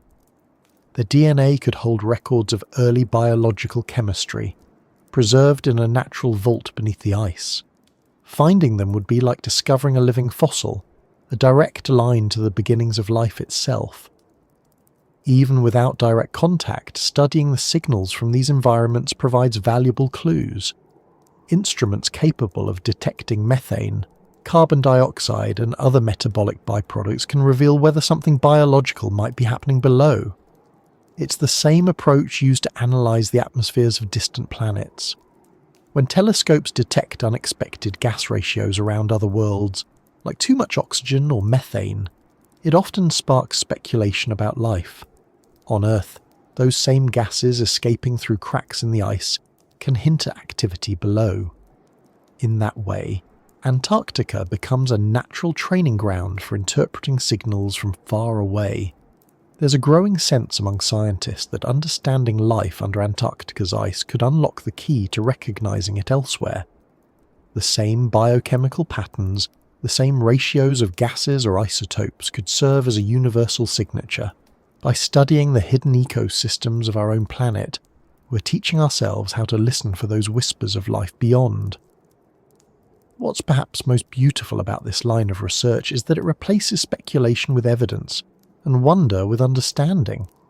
Instead of imagining alien worlds as pure fantasy, we can now ground our hopes in measurable reality. The alien within the Antarctic ice is not a creature of imagination. It's a process, a pattern of resilience that transcends the specifics of any single world. It shows that the universe is not indifferent to life. Given time, energy, and stability, life is what matter does when it can. The next step is inevitable. As technology advances, probes will go deeper, sensors will become more precise, and our ability to explore will expand. The clean drills perfected in Antarctica will one day pierce the crust of Europa or the geysers of Enceladus. The data they send back will be compared to what we've learned here. And when we finally detect something unmistakably alive beyond Earth, whether a molecule, a microbe, or something more complex, it will feel familiar, because long before we found it out there, we met it here, sleeping quietly under the ice, reminding us that alien and earthly were never truly separate. That realization doesn't end the mystery, it deepens it. It invites new questions about connection, about how life spreads, and whether the same spark that began here might exist everywhere. Some scientists even wonder whether life on Earth and life elsewhere share a common origin, carried by asteroids scattered through space, seeded across worlds like spores on the wind. If that's true, then the life beneath Antarctica's ice isn't just a local phenomenon, it's part of a cosmic lineage, one that ties us to every possible living thing in the universe. These ideas may sound vast, but they all begin in the same quiet place, a frozen continent at the bottom of the world, where scientists listen to the whispers rising from the ice. Each borehole, each radar echo, each droplet of ancient water is a message. Not from aliens, but from the conditions that make them possible. The whisper of the alien within is not a warning or a fantasy. It's a reminder that the line between here and elsewhere is thinner than we think.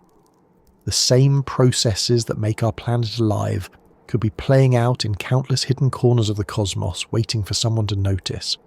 The work continues, patient and precise.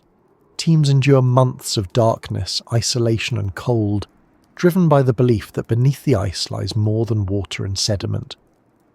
They know that the story of life isn't confined to one planet. It's a story of chemistry, endurance, and the quiet insistence of existence itself.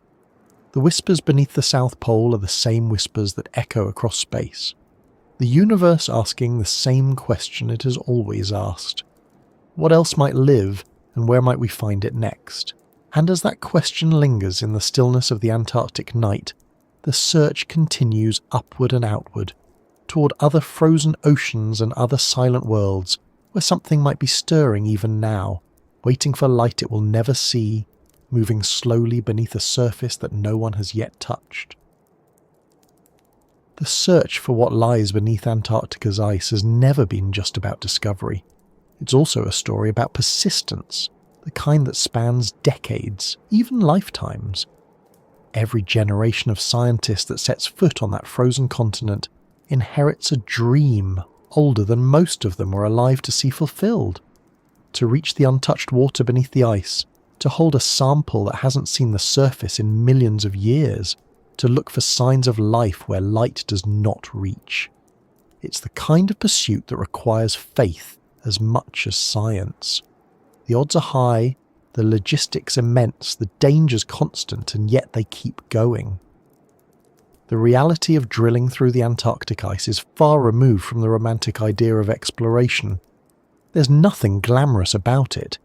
It's not a moment of sudden revelation, but a process of careful repetition, carried out in temperatures that can kill in minutes. The air at the surface burns with cold, and the ice itself is dense enough to crush metal if the equipment fails. The isolation is total. Even radio signals bounce strangely in the dry air, and when storms roll in, the entire camp becomes a single flickering dot of light surrounded by white nothingness. And still, beneath all that, the scientists dream of what lies below. The logistics alone are staggering. Drilling through 3 or 4 kilometers of ice takes years of planning. Every component of the machinery must be designed to survive the cold. Every screw, seal, and cable must function flawlessly, because repairs in that environment are nearly impossible. Power is scarce, transport limited, and each piece of equipment must be flown in piece by piece. The teams live in small, insulated modules that hum with generators, their interiors filled with the scent of fuel and melted snow. The walls shake when the wind howls. For months, daylight never fades, and for other months it never returns. The human body learns to adapt to the rhythm of work rather than the rhythm of time. At the heart of these operations lies the drill, a machine that has become the embodiment of persistence itself. It doesn't carve through rock or soil, but through ancient ice that has been compacting since before the dawn of human history. The earliest attempts to reach deep subglacial lakes used mechanical drills, but the risk of contamination was too high. The oil-based fluids needed to keep them from freezing could introduce chemicals or microorganisms from the surface. Over time, new techniques emerged.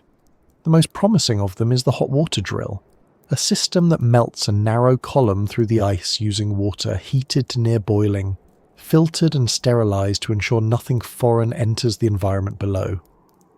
This process is delicate.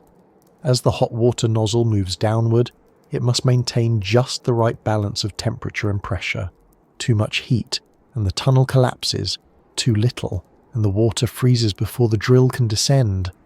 The melted water is pumped back to the surface, filtered and reheated to continue the cycle.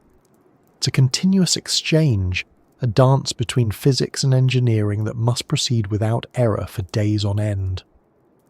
Once the borehole reaches the desired depth, it's fitted with sensors, cameras and sampling devices, each sterilized to levels usually reserved for spacecraft. before being lowered into the darkness below. That last step, the moment when the probe passes through the final meters of ice and touches liquid water for the first time, is one that no one forgets. There's no dramatic sound, no sudden light, just a subtle change in pressure, a reading on a monitor that confirms contact. After years of effort, the moment comes quietly, as though the ice allows entry only with humility. The team above doesn't celebrate loudly. They know that even a single misstep could ruin everything. Contamination, miscalibration, or equipment failure could mean the loss of a once-in-a-lifetime opportunity. So they watch their instruments and wait for data to rise from the depths.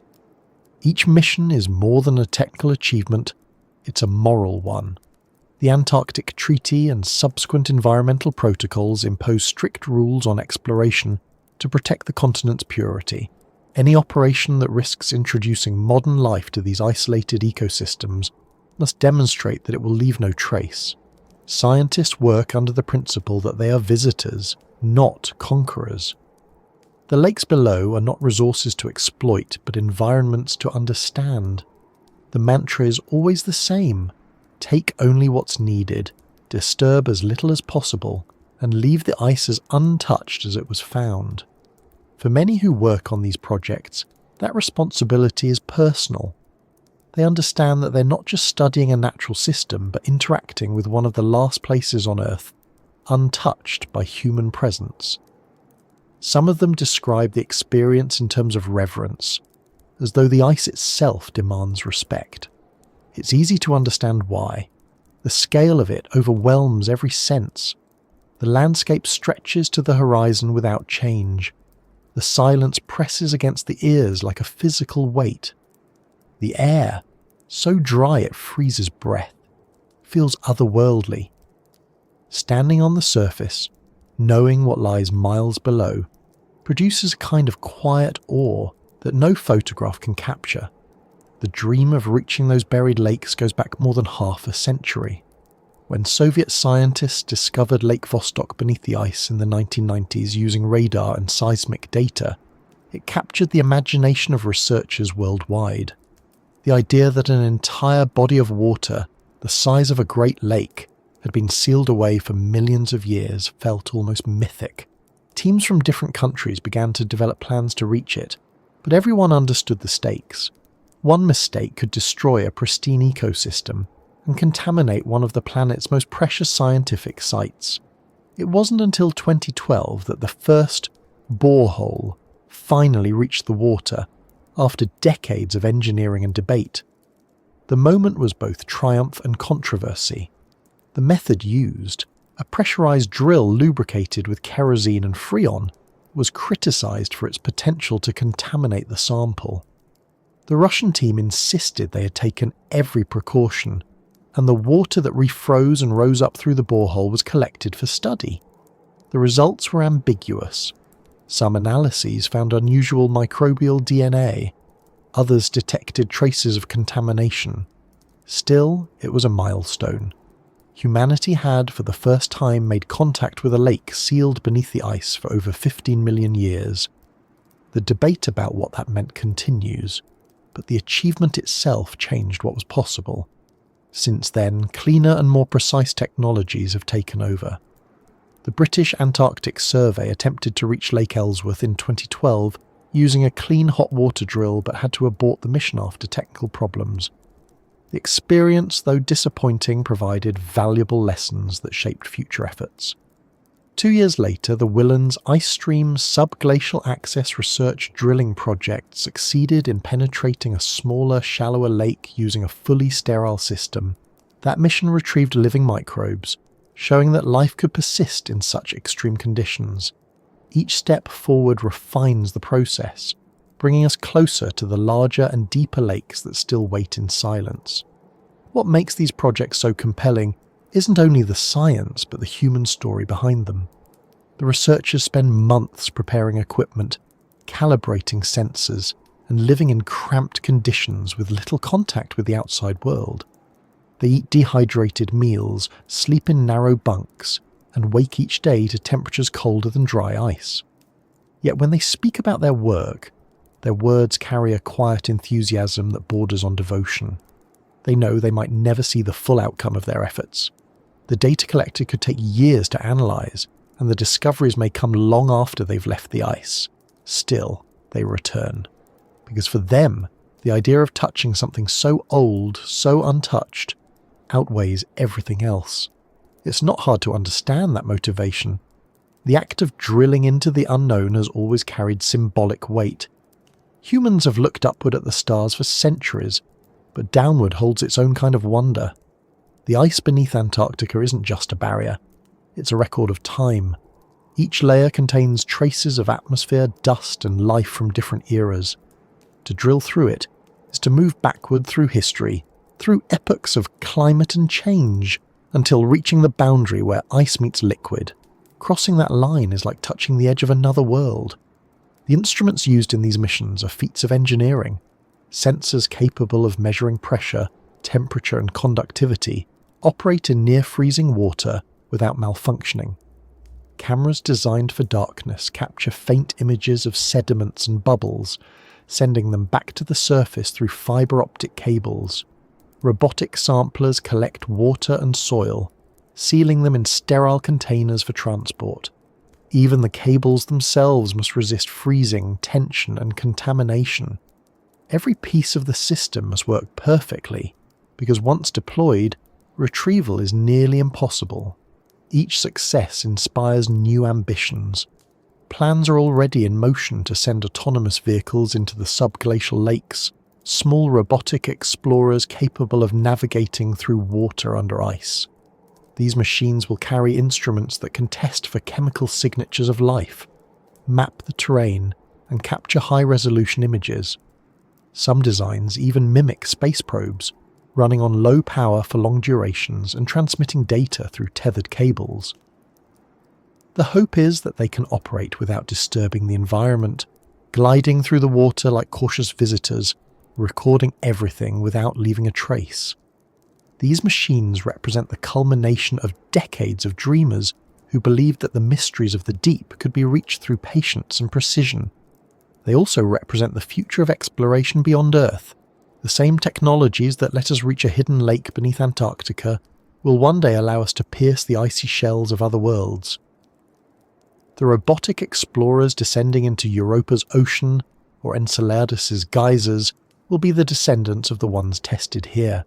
The connection between drilling through Antarctic ice and searching for alien life is direct, practical, and profound.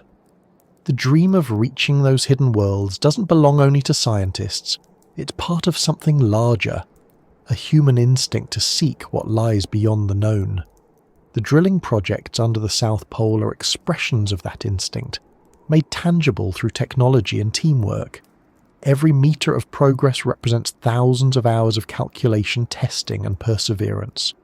Each successful descent into the unknown stands as proof that curiosity is stronger than fear, and that knowledge can come from even the most inhospitable corners of the earth. At the same time, these efforts remind us of the fragility of what we're studying. The lakes beneath the ice are not infinite resources. They're isolated pockets of water, each with its own delicate balance of chemistry and pressure. A single contaminated sample could alter that balance irreversibly. That's why the scientists treat each expedition as a privilege, not an entitlement. They understand that they're guests in a system that predates humanity itself. In the end, the dream of drilling isn't just about reaching water. It's about reaching understanding. It's about listening to what the planet has kept hidden, learning from it, and ensuring that knowledge is passed forward. The ice will likely remain long after our machines have stopped working. The lakes will continue their quiet cycles. But for a brief moment we have the chance to glimpse them, to record their story, to recognise the living processes unfolding in the dark.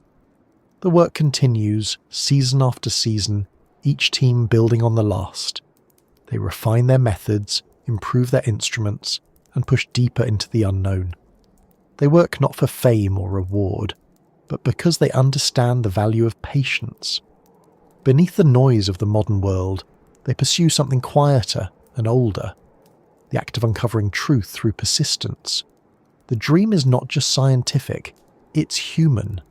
It's the same dream that built observatories on mountains, sent spacecraft to the outer planets, and now sends drills through the coldest ice on Earth. And somewhere below that ice, in the stillness where no sunlight has ever reached, something ancient waits. Perhaps it's only water and stone. Perhaps it's something alive. Whatever it is, it's part of the same story that began billions of years ago when the first cells learned to survive in darkness.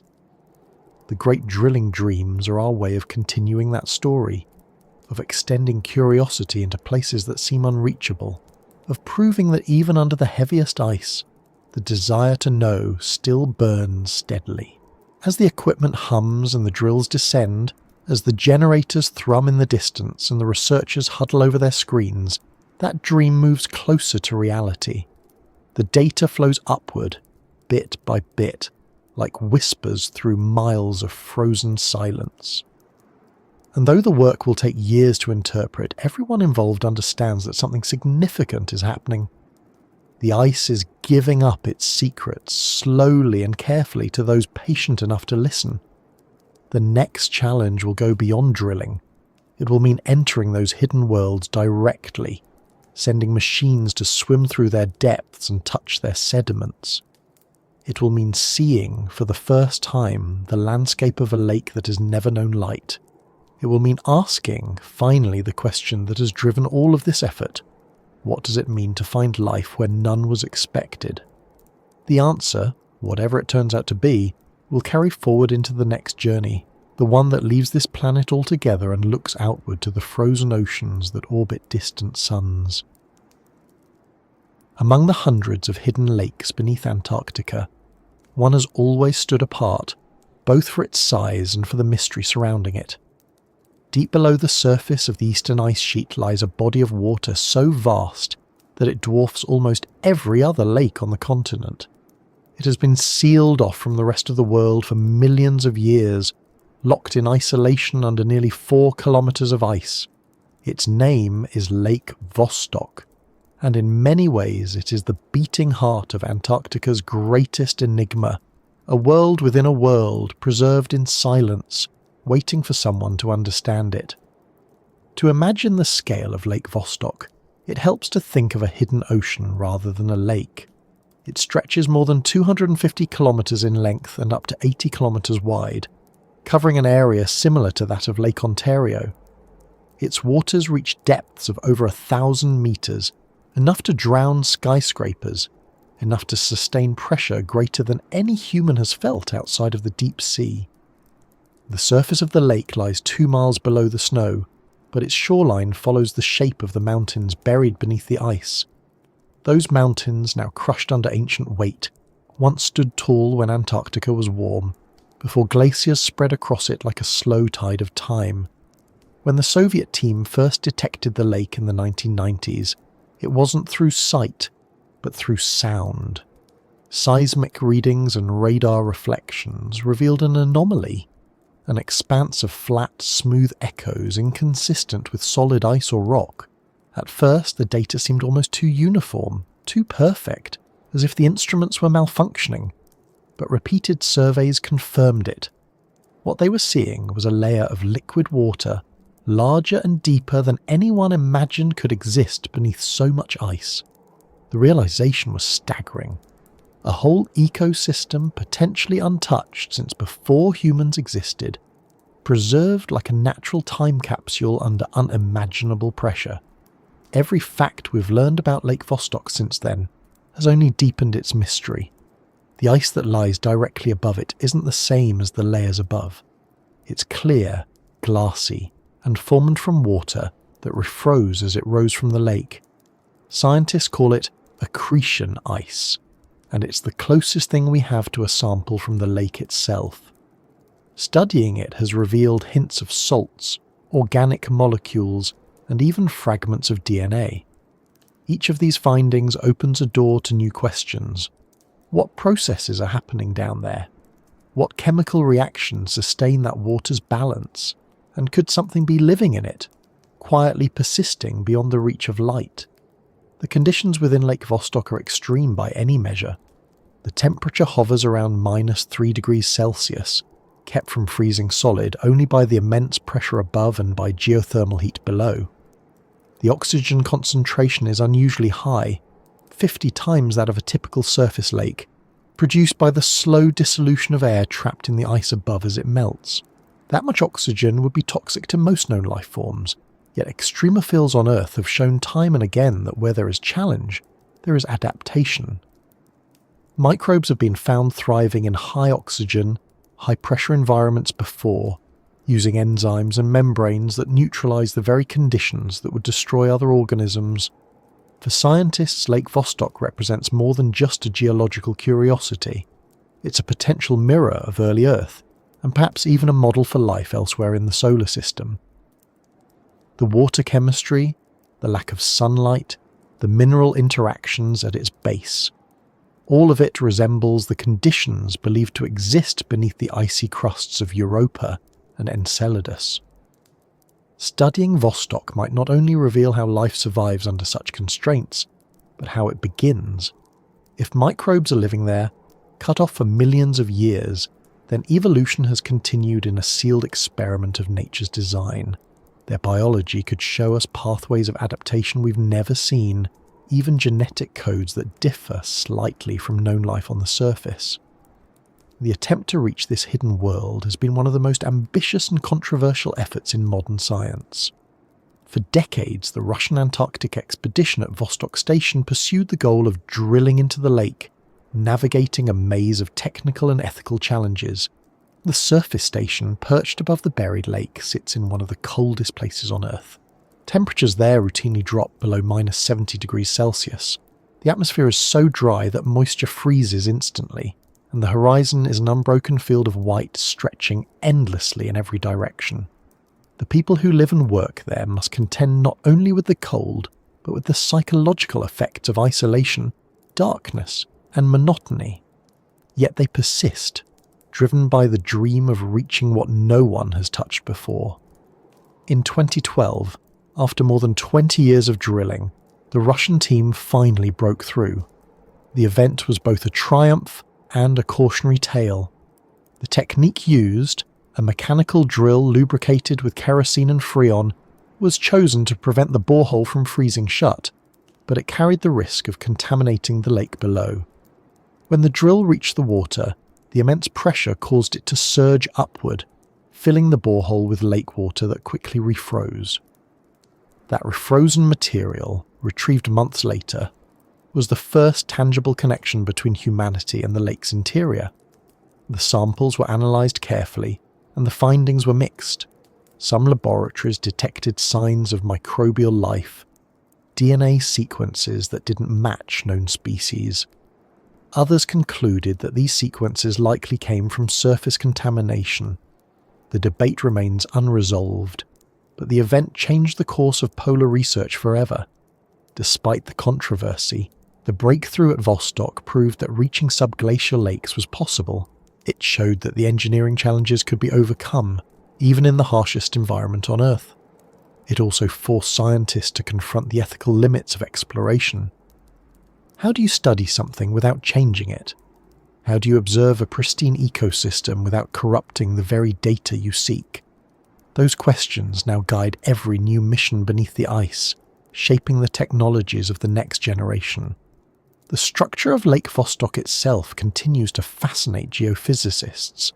Its floor is uneven, divided by ridges and basins, suggesting that it may consist of multiple interconnected chambers rather than one uniform body of water. Some of these chambers lie close to geothermal vents, where heat from the Earth's interior seeps through the crust, creating potential oases of warmth and chemical energy. Others are cold, still, and dense with sediment. The interaction between these zones could generate circulation within the lake, allowing nutrients and minerals to move slowly through the system. This circulation, however faint, could sustain microbial communities if they exist, distributing energy just enough to maintain equilibrium over long timescales. Even without direct samples, scientists can infer much from the ice above. The radar profiles reveal boundaries where the density changes, marking layers of ice that refroze from the lake over time. Each layer represents an event, perhaps a rise in temperature, a shift in pressure, or an earthquake that fractured the base of the ice. These traces act like geological signatures, silent witnesses to the lake's evolution. By analysing isotopes and trapped gases, researchers can reconstruct the temperature history, the rate of melting, and even the possible age of the water. The numbers are staggering. Estimates suggest that the water in Lake Vostok has been isolated for 15 to 20 million years, flowing and circulating beneath the ice since long before humans evolved. In that span of time, entire lineages of life on the surface have appeared and vanished. Forests have grown and disappeared beneath glaciers. Oceans have shifted their currents. Species that once roamed Antarctica have left fossils embedded in stone now buried under ice. Yet Lake Vostok has remained constant, its ecosystem, if it exists, evolving in ways we can only imagine. Some researchers speculate that if life is present, it could represent ancient microbial forms preserved from a time when Antarctica was warm and covered in lakes and vegetation. If so, the lake may be a living memory of a world long gone, maintaining continuity where the surface did not. For the scientists studying it, the emotional weight of this knowledge is hard to describe. They know they are looking at something that predates human history, something that has persisted through every change the planet has endured. They also know how fragile that balance is. A single act of carelessness could introduce modern microbes that outcompete or destroy whatever has survived there. That awareness creates a strange combination of wonder and restraint, a desire to see and an obligation not to harm. It's science at its most careful and its most human. Even as the debate over the 2012 samples continues, new missions are being planned. The next generation of drills will rely entirely on clean hot water systems, sterilised with ultraviolet light and filters finer than any used before. Autonomous probes are being designed to navigate through the melted water channels and collect data without human presence. They'll measure pH, salinity and chemical gradients, searching for signs of metabolism. They'll capture samples that can be sealed instantly to prevent contamination. Each of these instruments carries a part of the same dream, the dream of seeing the unseen, of revealing the landscape of a hidden ocean beneath a continent of ice. If the probes ever reach Lake Vostok's main basin, they might find a world unlike any other on Earth. The bottom could be covered with fine sediment, the remnants of ancient rocks ground down by glaciers before the lake was sealed.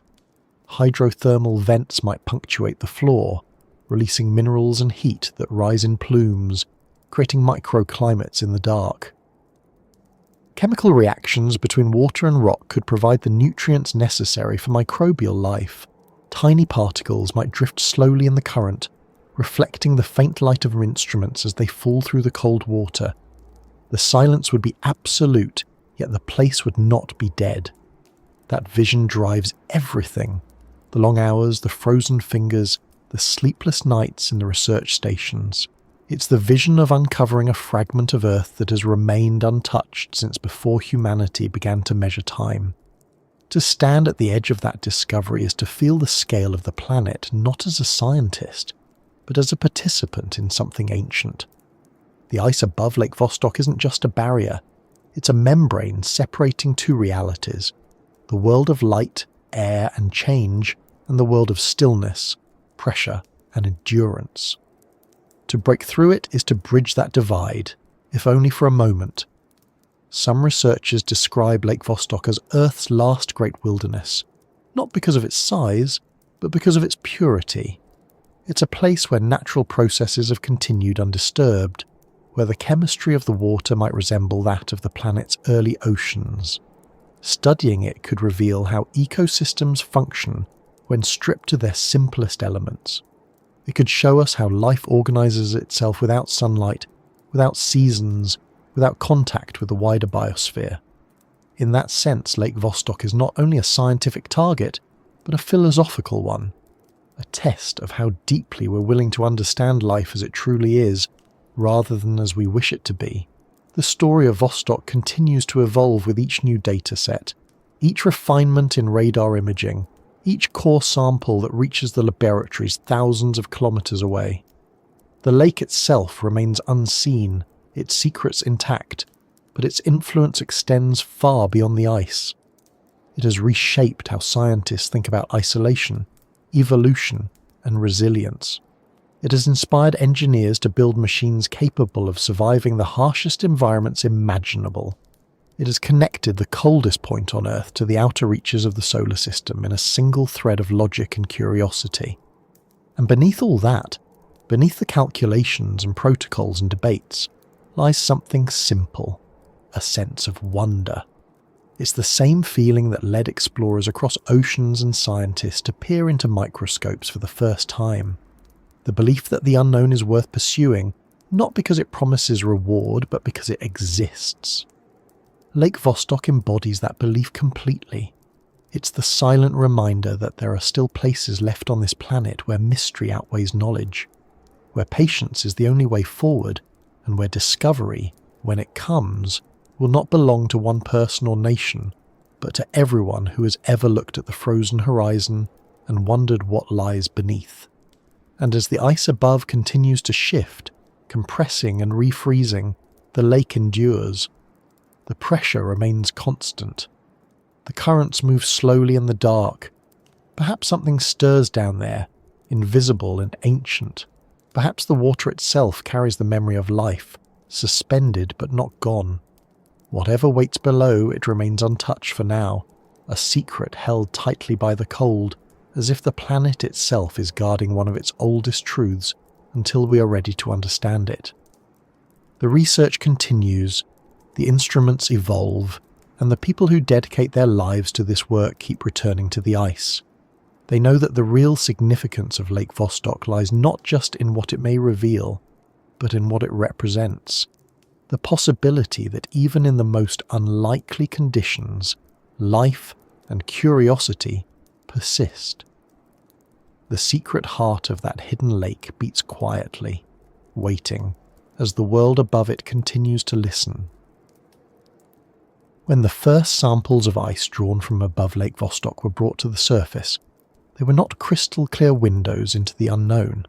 They were cloudy, coarse, and filled with minute particles that seemed ordinary at first glance.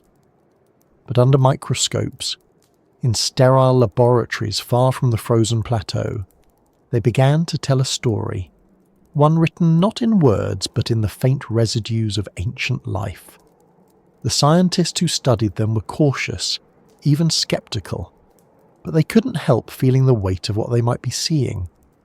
Inside those frozen fragments, preserved by time and pressure, lay what could be messages from the past, carried upward through the ice, waiting patiently to be read.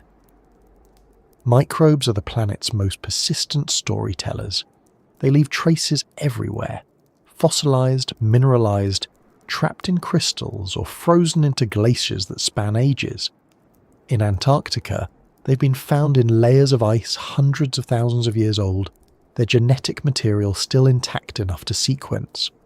Most of them are familiar species, wind-blown bacteria that settled on the surface before being buried by snowfall.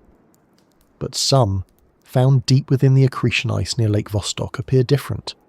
Their DNA doesn't match any known organism on record.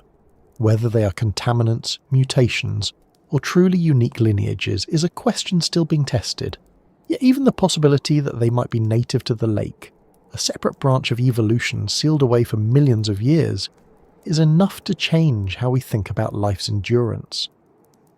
The first hints came in 2013, when Russian scientists published results from the refrozen water collected after their drill reached the lake. Among the chemical data and gas measurements, they reported sequences of microbial DNA.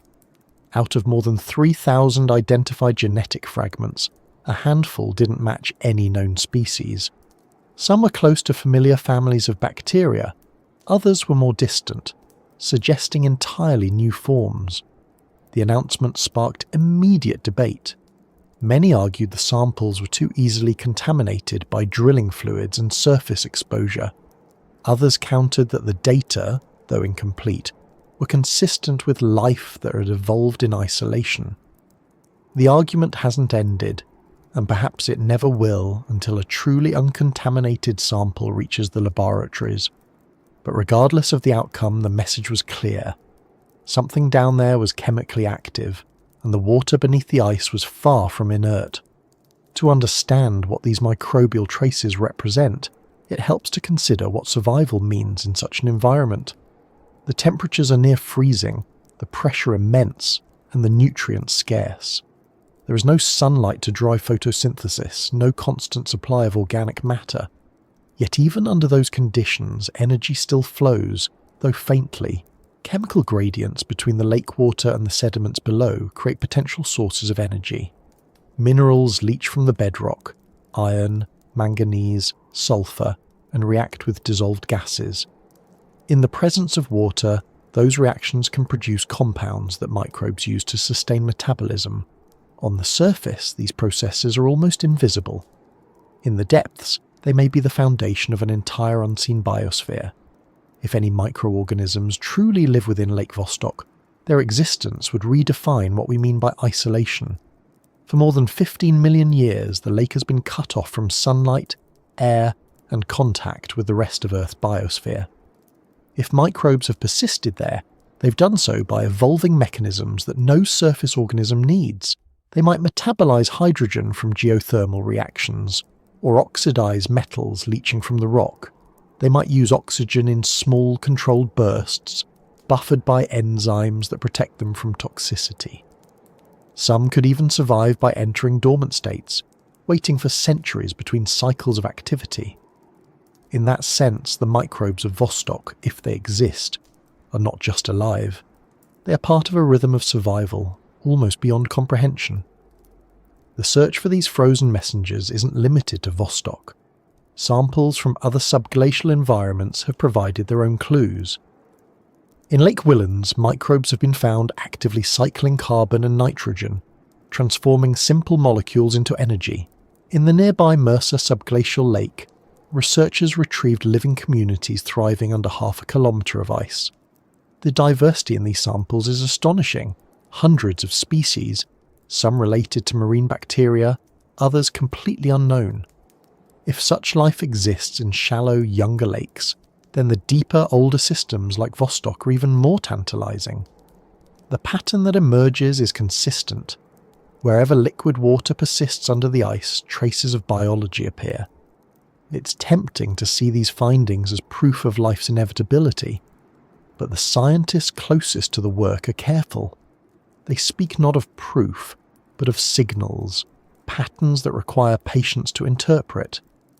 In the sterile rooms where ice cores are sliced and analysed, each sample is treated as a kind of message in code. The isotopes reveal temperature and chemistry. The carbon ratios indicate biological activity. The microscopic structures, cells, filaments, or mineral shapes, may hint at living processes. Every result must be cross-checked, every possible contamination ruled out. The process is slow, methodical, and precise. It has to be. When the evidence for life is this fragile, the line between discovery and illusion is razor thin. Yet even the act of looking has value. Each attempt brings new understanding of how ice preserves organic matter, how water moves through frozen systems, how ancient environments leave their mark. These lessons don't apply only to Antarctica. They extend to the study of other icy worlds. The microbes found beneath the South Pole may share traits with what could exist beneath Europa's crust or within Enceladus's hidden seas. By learning how to read these frozen messages here, scientists are training themselves to recognize them elsewhere. One of the most intriguing discoveries from Antarctic ice cores has been the preservation of viable cells in ice hundreds of thousands of years old. Some microbes can survive long-term freezing by entering a state of suspended metabolism. Their DNA repair systems remain functional, patching damage caused by cosmic rays or natural radiation over time. When warmed, they awaken and resume activity, as though no time has passed. In controlled experiments, bacteria frozen in permafrost for over 500,000 years, have revived when thawed. If organisms in the ice above Lake Vostok share that resilience, they could still be viable, carrying ancient genetic blueprints that predate much of modern life. The idea that microbes can survive such long isolation blurs the line between life and stasis. In extreme cold, metabolic reactions slow to near zero, but they don't stop completely. The cells remain in a delicate balance, neither alive in the traditional sense nor dead. Over geological time, this allows them to persist through environmental cycles, preserving both their structure and genetic material. It also raises profound questions about how life might travel between worlds. If microbes can endure in ice for millions of years, shielded from radiation and vacuum, then perhaps panspermia, the hypothesis that life spreads through space via comets and asteroids, is more than speculation. The ice beneath the South Pole may be a local example of a universal principle, that life, once formed, resists extinction through endurance. When researchers examine the genetic fragments retrieved from Antarctic ice, they don't just look for familiar sequences, they also search for signs of novelty, regions of DNA that don't align with known organisms. These unknown sequences, often labelled simply as unclassified, are among the most exciting. They hint at evolutionary experiments that unfolded in isolation.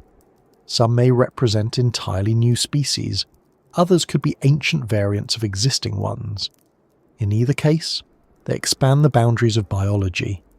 Each unclassified fragment is like a line from a book, written in a dialect we're only beginning to decipher. The same samples that contain these genetic mysteries also tell us about the chemistry of the environment they came from. The balance of isotopes, ratios of oxygen, carbon and hydrogen, reveals the temperature and salinity of the lake water.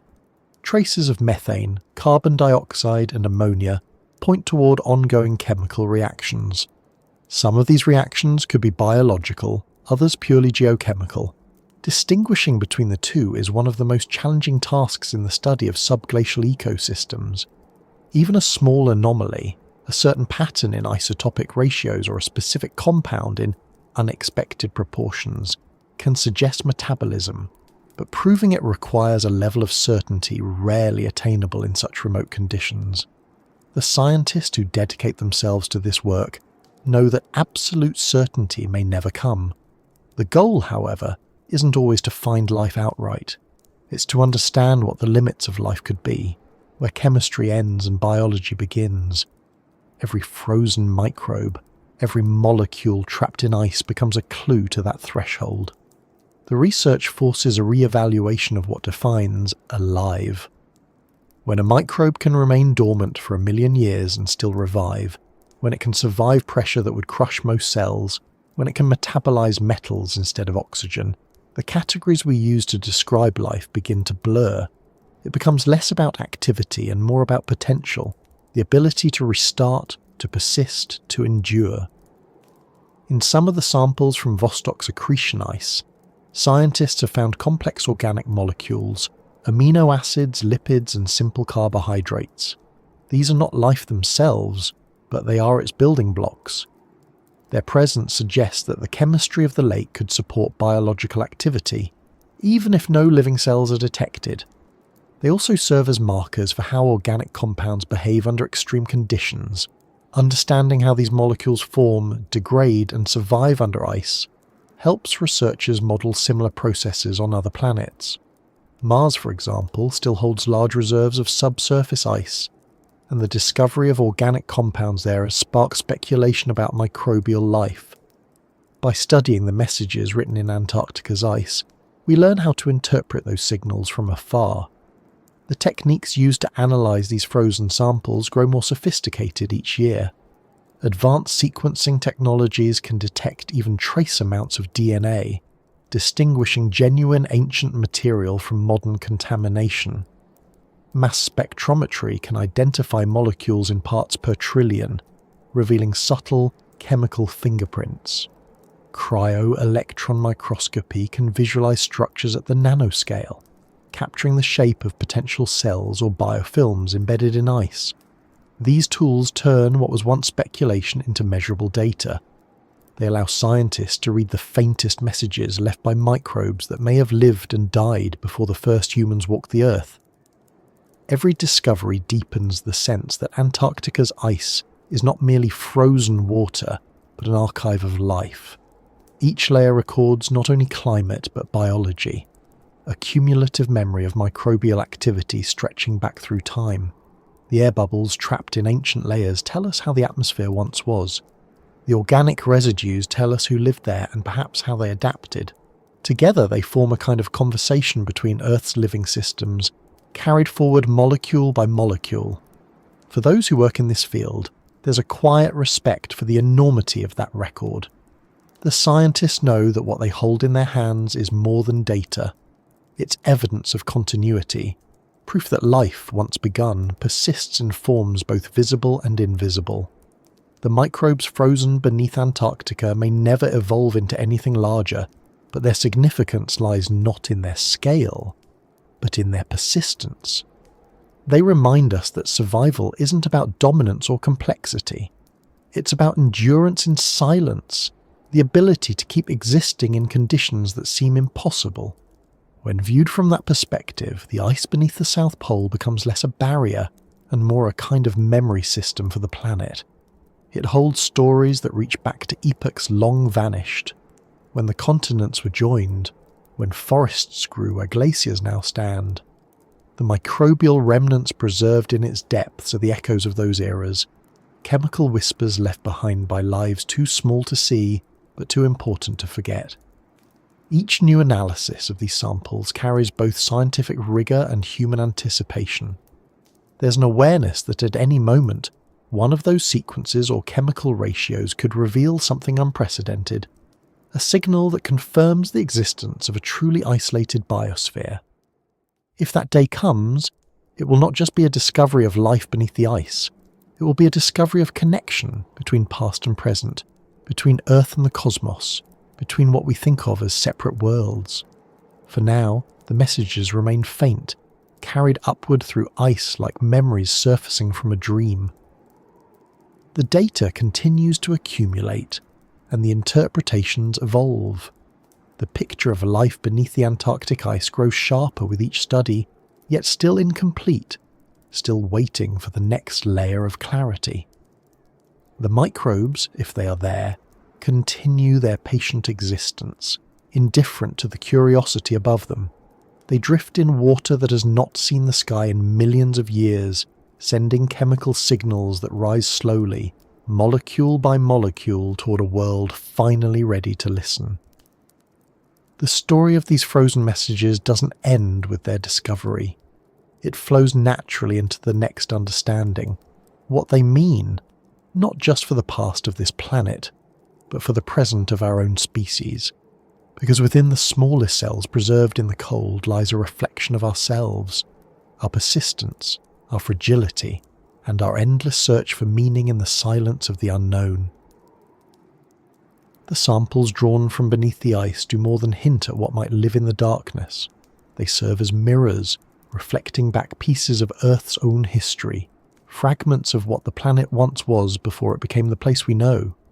Each fragment of frozen sediment, each droplet of ancient water, each cell fossilized or preserved, tells part of that story. Together, they form an image not only of the environment beneath Antarctica, but of the planet itself, how it breathes, how it remembers, and how it keeps the traces of everything that has ever lived. Looking into the ice is like looking into time, a reflection that doesn't show faces or light, but persistence. When researchers study the data from those frozen depths, what they're really examining are echoes, chemical, biological, and geological patterns that stretch backward through millions of years. The sediments pulled from the base of the ice contain traces of minerals that predate the continent's glaciation. They hold remnants of ancient rocks once exposed to open air, remnants of forests and rivers long erased. In the microscopic fragments of pollen and carbon compounds embedded in those sediments, There are signs that Antarctica was once a thriving landscape, covered in vegetation, home to lakes and flowing streams. The ice that now smothers it is only the most recent chapter of a much longer narrative. That narrative becomes clearer as scientists read deeper into the record. Ice cores drilled from across the continent act like vertical timelines. Layer by layer, they preserve the composition of the atmosphere, trapped air bubbles that reveal how carbon dioxide and methane have risen and fallen over hundreds of thousands of years. Those cycles match the rhythm of ice ages and warm periods, reflecting the balance between sunlight, oceans, and living systems. Each layer is a snapshot, a record of breath. When those bubbles are measured, they show that our planet's current atmosphere is unlike any seen in that record. The numbers climb sharply, the balance shifts, and the pattern breaks. The mirror beneath the ice doesn't just show what was, it shows what's changing. Yet it's not only the air that holds memory. The water itself tells its own story. The isotopic composition of the frozen lake water reveals clues about its origin. Some of it is ancient seawater, trapped when the continent still had open connections to the ocean. Some is melted glacial ice, slowly filtered and recycled over millions of years. Together they create a mixture that reflects the passage of time as much as geology. Each molecule, if traced, would carry a lineage stretching through cycles of freezing, melting and renewal. When scientists analyse that water, they see more than chemistry. They see a planetary process unfolding quietly beneath them, one that has continued unbroken since long before humanity arrived. It's easy to forget that Antarctica was not always a world of ice. There was a time when the land beneath those glaciers was green. Fossils found in exposed rock outcrops reveal ferns, conifers, and even flowering plants. Tree trunks, petrified but perfectly preserved, lie embedded in ancient sediment layers. Traces of freshwater fish, crustaceans and microbial mats tell of rivers and wetlands that once cut through the landscape. The continent's position on the globe was different then, close to the equator, bathed in sunlight. Over tens of millions of years, tectonic drift carried it southward, and ice began to accumulate, slowly turning paradise into desert. The transformation was gradual but relentless, a process that rewrote every ecological pattern on the land. That transformation is written in the isotopes of the ice, in the chemistry of its trapped air, and in the DNA fragments preserved in its depths. Together they form a kind of planetary autobiography, one that reveals how climate, biology and geology have always been entwined. When the ice thickened, temperatures dropped, ocean currents shifted, and atmospheric gases changed. Each shift cascaded into the next, reshaping life across the globe. In that sense, Antarctica is not an isolated world, but a reflection of the entire Earth. Its ice sheets respond to global changes and in turn influence them. The mirror beneath the ice shows us not just the past, but the feedback loops that govern everything above it. When scientists study that mirror, they're also studying themselves. The carbon dioxide levels locked in ancient ice show what the atmosphere was like before industrialization, offering a baseline for comparison. The results are sobering. The gases released by modern activity exceed anything in the last 800,000 years. The temperature trends recorded in the ice cores rise faster than any natural cycle on record. The mirror shows a planet moving into unfamiliar territory, a reminder that the systems we rely on for stability are not static. They shift and they remember. But there is another kind of reflection hidden in the ice, one less about warning and more about continuity. The microbial signatures found in ancient layers show that life adapts even as the planet changes. Species come and go, but life as a process endures. The organisms that once lived in Antarctica's warm rivers evolved into those that now survive beneath its ice. The mechanisms are different, but the principle is the same: persistence through transformation. Every adaptation, every adjustment, is a message written into biology itself. The DNA sequences preserved in the ice are like verses in that ongoing story, describing how life bends but does not break. To look at a sample from beneath the ice, under a microscope or through a mass spectrometer, is to witness the planet's memory functioning in real time. The water, the gas, the sediment, all of it participates in recording. The processes that create those records are continuous. Each snowfall adds a new page. Each freeze and thaw rearranges molecules, locking in new information. The scientists who study these systems are not so much reading the past as listening to it unfold slowly. The mirror beneath the ice doesn't simply reflect. It speaks, in patterns of isotopes, in concentrations of dust, in faint traces of methane or sulfur. The conversation is subtle, but it's constant. That continuity gives the ice a kind of quiet power. It's the only place on Earth where the past is physically layered beneath the present in a way that can be touched. In most environments, time erases itself. Erosion, decay, and growth destroy the old to make way for the new. But under the Antarctic ice, time stacks neatly, preserved by cold and pressure. To drill through it is to move downward through centuries. The instruments that measure temperature and chemistry at each depth are not just taking readings. They're travelling through history, tracing the evolution of the planet's skin one frozen layer at a time. Even the buried lakes like Vostok and Willans participate in this act of remembrance. The sediments at their bottoms accumulate slowly, particle by particle, layer by layer. Each layer contains fragments of rock, mineral dust and organic matter that tell what was happening in the world above when they settled. In that way, the lakes function as archives of both biology and climate. They record volcanic eruptions in microscopic ash grains, shifts in ocean currents through changing mineral compositions, and even subtle fluctuations in temperature through the types of isotopes trapped in their water. To analyse them is to reconstruct a timeline stretching beyond written history, one that connects global patterns to local moments. It's this capacity for reflection that makes Antarctica both fragile and essential. The continent holds more than 60% of the world's fresh water, locked in ice. Its stability regulates global sea levels and influences climate patterns across hemispheres. When that ice melts, the mirror shifts. The record changes shape, and the future it reflects becomes uncertain. Scientists working there are acutely aware of this. They see the fractures in the ice shelves, the accelerating flow of glaciers, the rising temperatures that creep further inland each year. They know that the mirror they study is not static. It's alive, responding to what humanity does above it. The microbes found in those ancient waters, if alive, may not know the surface exists. Yet the surface shapes their fate. As the ice thins, the pressure that keeps those lakes stable changes. New channels may form, allowing water to drain or mix with other systems. The delicate balance that has persisted for millions of years could shift within centuries. For the scientists, this realization adds urgency. They're not only studying what was, they're documenting what might soon be lost. Even so, there's something steady in the way the ice endures.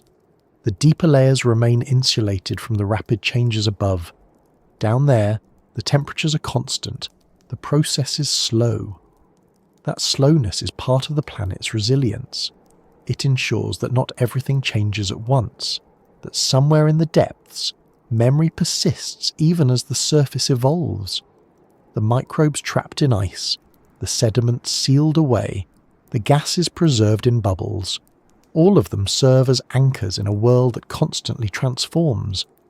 In a sense, the mirror beneath the ice does not reflect light.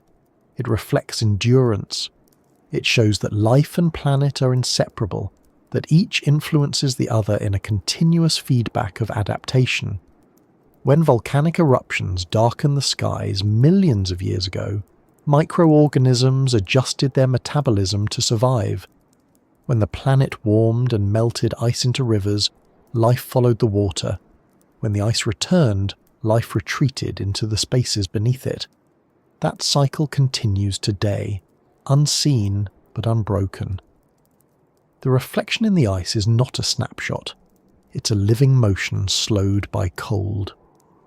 For the scientists who spend their lives studying these processes, the experience can be disorienting. Time behaves differently in Antarctica. The days blur, the months stretch, and the work itself takes on a rhythm measured in seasons and data sets rather than hours. When they handle samples from deep ice, they're holding fragments of a world that existed before humanity.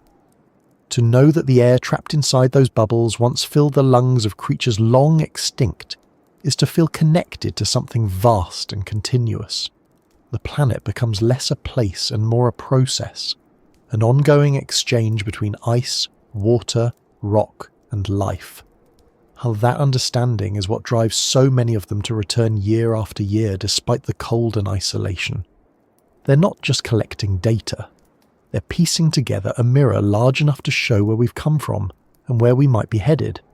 Each isotope ratio, each bacterial sequence, each mineral grain adds to that reflection. It's not a simple image. It's complex, layered, and sometimes contradictory. But in its details, it carries truth.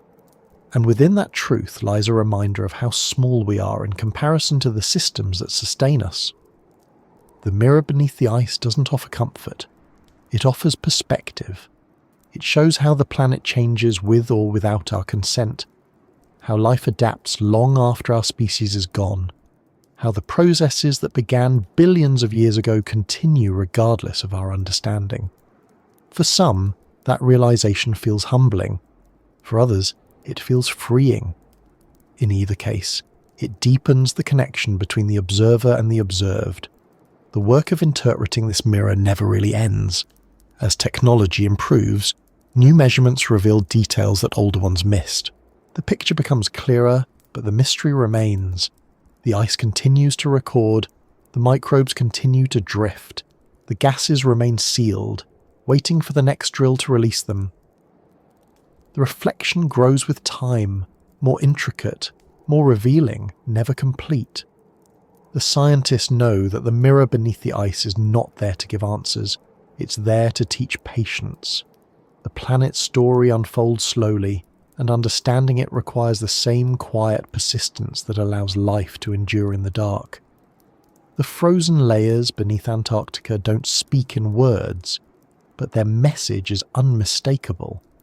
Everything is connected, everything is remembered, and nothing truly disappears. And as that message echoes upward through the miles of ice, through the instruments and monitors and laboratories, it leads naturally into another realization, one that looks forward rather than back. Because the reflection beneath the ice isn't only about the past, it's also about what comes next. The clues it carries point toward the planet's resilience and toward the future that waits, still locked in the cold, for those willing to listen long enough to hear it. The future of exploration beneath the South Pole is already being built, piece by piece, in laboratories filled with quiet hums of refrigeration units and the glow of computer screens that simulate conditions few humans will ever experience. The next steps no longer depend only on the strength of drills or the endurance of scientists, but on machines that can survive where humans cannot. The focus has shifted from reaching the hidden lakes to understanding them without intrusion, to letting the environment speak for itself through data, chemistry and sound. In that way, the future waiting in the cold is not a single discovery, but a new way of listening.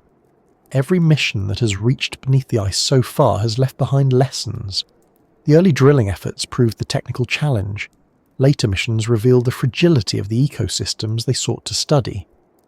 Now the emphasis is on precision, reducing human impact while expanding human understanding. Engineers have begun designing autonomous probes small enough to fit through narrow boreholes, powered by compact batteries that can operate for months in the dark. These vehicles will navigate without cables, guided by sonar and magnetic sensors, mapping underwater topography in complete darkness. Their sensors will measure everything from temperature gradients to dissolved gases. They're mechanical arms capable of collecting microsamples without stirring sediment or disrupting delicate chemical balances. The prototypes are being tested in controlled environments, but their ultimate destination lies deep beneath Antarctica's glaciers. Some will go to known lakes like Mercer and Whillans, where access has already been proven safe. Others are intended for the still untouched systems, the ones deeper, older and more mysterious. Each deployment brings new risk, but also new potential. The machines are built to be self-contained, sterilized to a degree that ensures no trace of surface life travels with them. When they descend through the borehole, they'll enter environments that have never experienced human presence. The data they send back will form the first detailed maps of those invisible worlds. What makes these plans remarkable is not only their ambition, but their patience. Exploration here cannot move quickly. Every project takes years of planning, months of transport, and weeks of setup before the first drill even starts. Weather, logistics, and the limited window of the Antarctic summer dictate the rhythm of progress. Scientists often spend more time waiting than working, but that waiting is part of the process.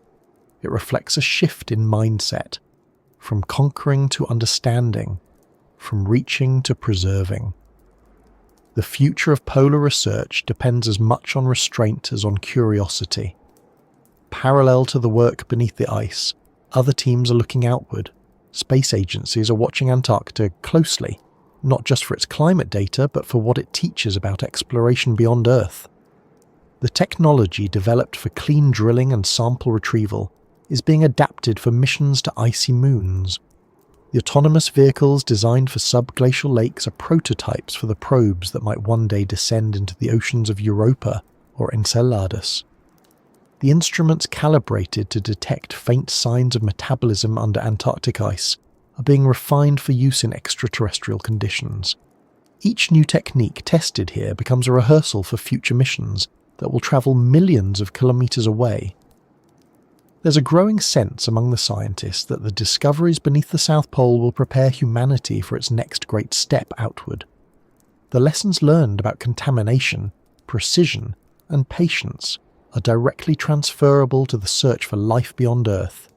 The same discipline that guides a sterile probe through the Antarctic ice will be required when a spacecraft lands on another world. The same humility, knowing when to look and when to wait, will define those missions. The future waiting in the cold is not only physical but philosophical. It asks humanity to grow into an explorer capable of respecting what it finds. At the same time, the data coming from Antarctica continues to reshape how we see our own planet. The measurements from radar satellites, ice-penetrating sonar, and ground sensors reveal an environment more dynamic than anyone once believed. Beneath the frozen surface, rivers flow between lakes, connecting them in networks that span hundreds of kilometers. The water moves slowly, sometimes taking centuries to travel from one basin to another, but it moves. These subglacial systems aren't isolated after all. They form a living network. Understanding how they exchange water, minerals, and possibly life has become one of the central goals of modern glaciology. It could reveal not just how Antarctica functions, but how it will respond to the warming world above. The implications are immense. As the climate changes, the stability of the ice sheet becomes one of the greatest uncertainties in global science. The rate at which glaciers melt, the flow of subglacial rivers, the behavior of water at the base of the ice, all influence sea levels and weather patterns worldwide. By studying these processes now, scientists are building predictive models that could guide how societies prepare for the future. The data coming from beneath the ice is not just about ancient life. It's about tomorrow's oceans, tomorrow's coastlines, tomorrow's atmosphere. The knowledge we gain from those frozen depths may determine how we adapt to a planet already shifting faster than its natural rhythm. But beyond the practical and the scientific lies something harder to define. Something that has always accompanied exploration, the quiet human desire to connect with the unknown. The deeper the scientists go, the more they confront questions that reach beyond measurement. What does it mean to uncover life that has never seen the surface? How should humanity act when it encounters a new biosphere, however small, however fragile? The answers to those questions will shape not just Antarctic research, but future space exploration. They require ethics grounded in patience and humility. The future waiting in the cold is not just about discovery, it's about responsibility. There are already plans forming for an era when autonomous systems will operate year-round beneath the ice, relaying information via satellite through networks of sensors embedded in the glaciers.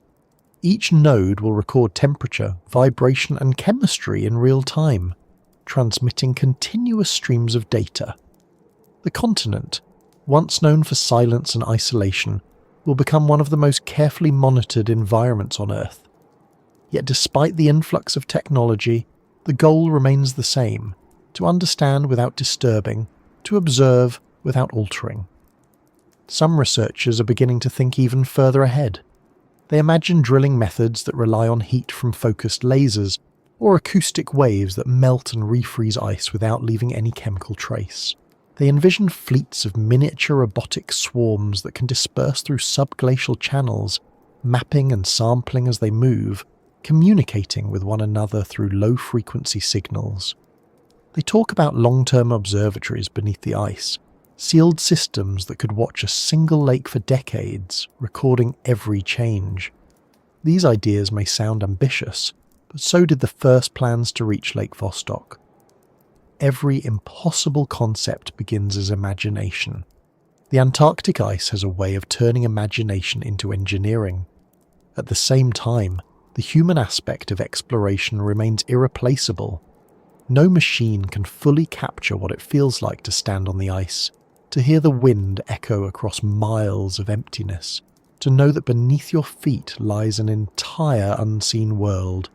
That sensation is what drives people back to the continent each season, despite the isolation, the cold, and the risk.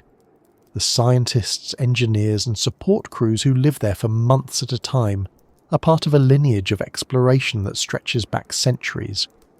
They share the same instinct that once led humans across oceans and deserts, to see, to understand, to witness. In that way, the frozen landscape continues to shape not only science but character. There's also the growing realization that Antarctica is changing. The data show increasing ice loss from the western glaciers, accelerating flow into the ocean, and the gradual thinning of ice shelves that once seemed eternal. The cold isn't disappearing, but the balance is shifting. What was once static is now mobile. The frozen rivers beneath the surface are adjusting, moving faster, redistributing their weight. These changes alter not only global sea levels but the internal dynamics of the continent itself. Lakes that have been stable for thousands of years may begin to drain or merge. Subglacial ecosystems that have evolved in isolation may be exposed. For the scientists, this adds urgency and melancholy in equal measure. They know they're documenting a world in transition.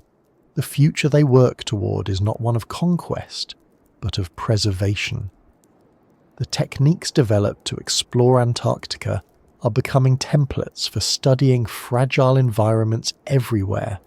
Whether it's deep ocean trenches, underground aquifers, or the icy moons of the outer solar system, the same principles apply. Minimize impact, maximize knowledge, and always assume that what you touch is older and more complex than it appears. This approach represents a shift in how humanity interacts with the unknown. Exploration used to mean intrusion. Now it means dialogue. The instruments and sensors are our side of that conversation, and the planet responds in data and phenomena, in subtle changes and measurable patterns. For some of the researchers, the emotional impact of their work only becomes clear after returning home. They describe how silence in Antarctica stays with them, how ordinary noise feels strange after months of stillness. They talk about how time slows there, how days merge into a rhythm shaped only by work and weather. They recall moments when the aurora spread across the sky above the station, the ice below cracking faintly like a distant whisper. Those memories are as much a part of the science as the numbers in their data sheets. They're reminders of what drives the work, not ambition, but connection. Meanwhile, the machines continue to evolve. Artificial intelligence is being incorporated into probe systems to allow real-time decision-making beneath the ice. Instead of waiting for commands from the surface, these machines will adapt their behavior to what they encounter. If the sensors detect unusual chemistry, the probe can adjust its path, take samples, and transmit results automatically. It's a step toward true autonomy, a necessity for future missions where communication delays make remote control impossible. These experiments beneath Antarctica will become the blueprint for how humans explore environments light years away. There is something fitting about that. The coldest, most remote place on Earth is also the best model for how we will reach other worlds. The patience required to work there, the respect for fragile ecosystems, the discipline of isolation. All of it prepares humanity for the next era of exploration. The ice teaches not only how to survive, but how to listen. It demonstrates that understanding doesn't come from force, but from endurance and care. The future waiting in the cold will be written by those who learn that lesson. Even now, some of the deepest ice cores being drilled are reaching layers more than 1 million years old. These samples will tell stories about climates long forgotten, about how the planet responded to natural cycles of warmth and cold. The data will help refine models of what lies ahead. But alongside the scientific insight, there's another quieter effect. Every layer of ice brought to the surface connects the present to the past in a way no other material can. It reminds us that the Earth is not separate from its history, it carries it. The act of studying those layers becomes an act of remembering. As the world above continues to change, the work beneath the ice becomes more vital. Each new mission is a race against time, not in the sense of urgency, but in awareness that the systems being studied are evolving. Lakes once sealed for millions of years could open naturally in centuries to come, their contents mixing with the ocean, their secrets diluted. The data gathered today may be the only record of how they were before that happens. It adds weight to every decision, every sample, every measurement. Still, the tone among scientists remains calm, deliberate, and optimistic. They know that discovery is rarely fast and never simple. They understand that the value of this research lies not only in what it reveals, but in how it changes the way we think. The lessons of Antarctica extend far beyond its borders. Patience over haste, observation over assumption, humility over dominance. The same principles that will allow us to explore the hidden lakes beneath the ice will guide us as we venture into the oceans of other planets and eventually deeper into the unknown. The future waiting in the cold is not a single moment of revelation. It's a slow unfolding, a continuation of what has already begun. The steady accumulation of understanding, the refinement of technology, the deepening of respect. The ice beneath the South Pole holds not only the memory of the past, but the blueprint for what comes next. It shows that exploration can be both ambitious and gentle, that curiosity and care can coexist, and it reminds us that even in silence, the universe continues to whisper its secrets to those willing to listen long enough to hear. And so the work continues, year after year, through cold seasons and short summers, through darkness and thin daylight, through static-filled transmissions and long nights spent monitoring data streams. Somewhere beneath the surface, probes drift slowly through black water, their lights faint glimmers in an ancient world. The scientists above wait for the signals to return, translating voltage and frequency into meaning. They read the numbers, and in them they hear the voice of the planet, steady, patient, unchanged in its intent to be known. The future, still wrapped in frost, waits quietly just beneath the ice. The night over Antarctica does not fall in the way it does anywhere else. It arrives slowly, if at all, stretching across the horizon like a shadow that never stops growing. There are months when the sun never fully sets, only circles lower and lower until the light becomes a kind of twilight that refuses to end.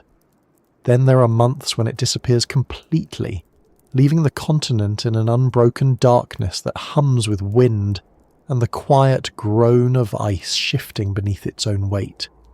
The people who live there say the silence becomes something physical, not empty but heavy, as though the ice itself is listening. Beneath that silence, deeper than sound, the continent continues to move.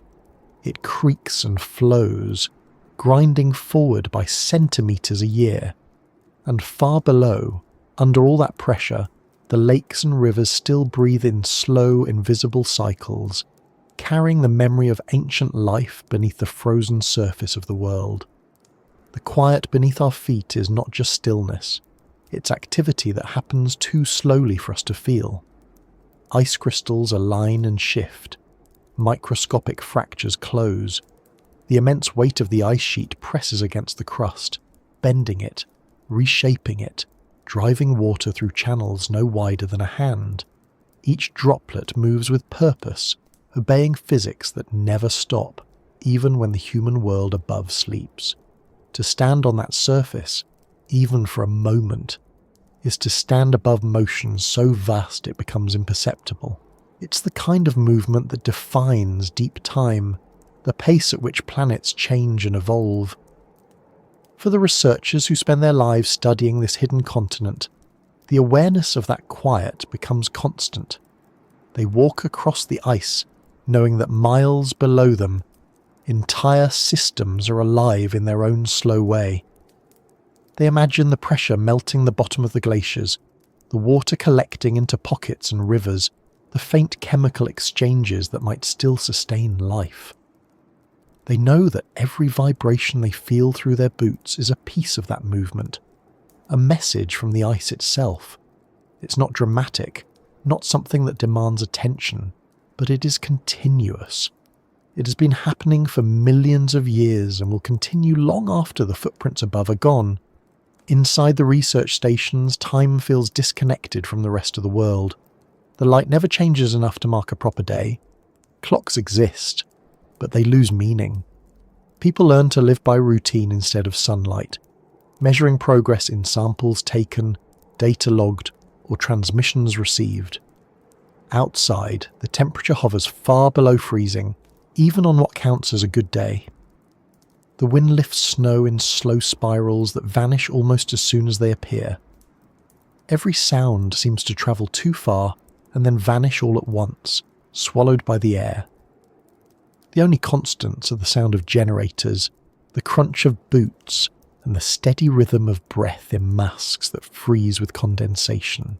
It's an existence stripped down to the essentials: body, mind, and purpose. And still, in that environment, people find a kind of calm that feels rare anywhere else. There are no distractions, no crowds, no cities, no background noise. The ice becomes a kind of mirror for the mind, amplifying every thought and quieting every excess. The researchers describe moments of clarity when they realise how fragile everything above the ice really is. The cities, the weather, the familiar patterns of daily life. Down there, the scale of the planet becomes personal. Every action feels smaller and yet more deliberate. The act of boiling water, writing a note, or calibrating an instrument becomes a ritual, something performed with complete attention. The quiet beneath their feet begins to shape how they think. It changes the rhythm of speech, the pace of movement, even the way they perceive time. They come to understand that most change doesn't announce itself. It accumulates, layer by layer, moment by moment, like snow settling into ice. The continent teaches them patience in a way few other places can. It shows that progress is not always visible, and that understanding comes not through force, but through observation repeated over years, through care and endurance. When storms come, the quiet changes tone. The wind rises, and the sound becomes a constant low roar, like distant water. Tents strain, cables hum, and the snow moves horizontally in sheets that erase every shape. The researchers retreat into shelters, checking instruments remotely, waiting for the calm to return. They know that the real power in Antarctica is not its cold, but its persistence. The continent doesn't resist, it simply continues, indifferent to human plans. When the wind dies down, the silence returns thicker than before, as if the storm never happened. During those long, dark months, communication with the outside world becomes sparse. Messages arrive hours or days apart. The satellites that connect the stations to the rest of the planet pass overhead at predictable intervals, and during those windows, data is sent, families are contacted, and then the link disappears again. People learn to live with delay. They begin to appreciate the space between signals, the time when there's nothing to do but wait. In that waiting, thoughts slow down to match the environment. The mind adapts to the rhythm of the ice, to the long, quiet stretches that fill the space between discoveries. There's an irony in knowing that the silence beneath Antarctica is filled with secrets. The stillness hides entire hydrological systems, complex networks of rivers and basins that shift under kilometers of ice. Radar instruments detect the faint echoes of their boundaries, but to truly understand them requires intuition as much as measurement. The scientists know that the ice behaves like an organism, reacting to temperature, to pressure, to gravity, to the pull of tides. It moves in patterns too broad for a single human lifespan to track completely. When they map those movements, they're tracing the pulse of the planet itself. The quiet beneath their feet is not emptiness, it's heartbeat. The idea that something might be alive beneath that ice adds another dimension to the silence. Microbes, sealed away for millions of years, might still metabolize at rates too slow for instruments to detect. Their chemical exchanges, their replication cycles, their dormant states, all of it happens at a scale so small and gradual that it defies direct observation. But knowing that possibility exists changes how one perceives the landscape. The ice stops being inert.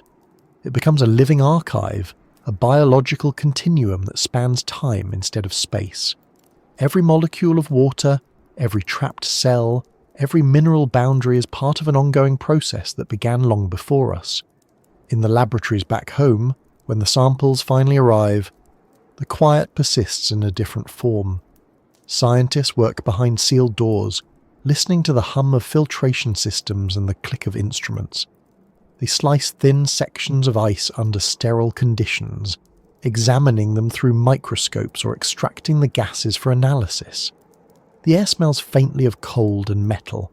The work requires steadiness, focus, and respect. They know that inside those samples might be traces of organisms that lived in conditions no surface creature could endure. Each measurement is an act of listening, a translation of the ice's language into numbers and graphs. What they find often resists interpretation.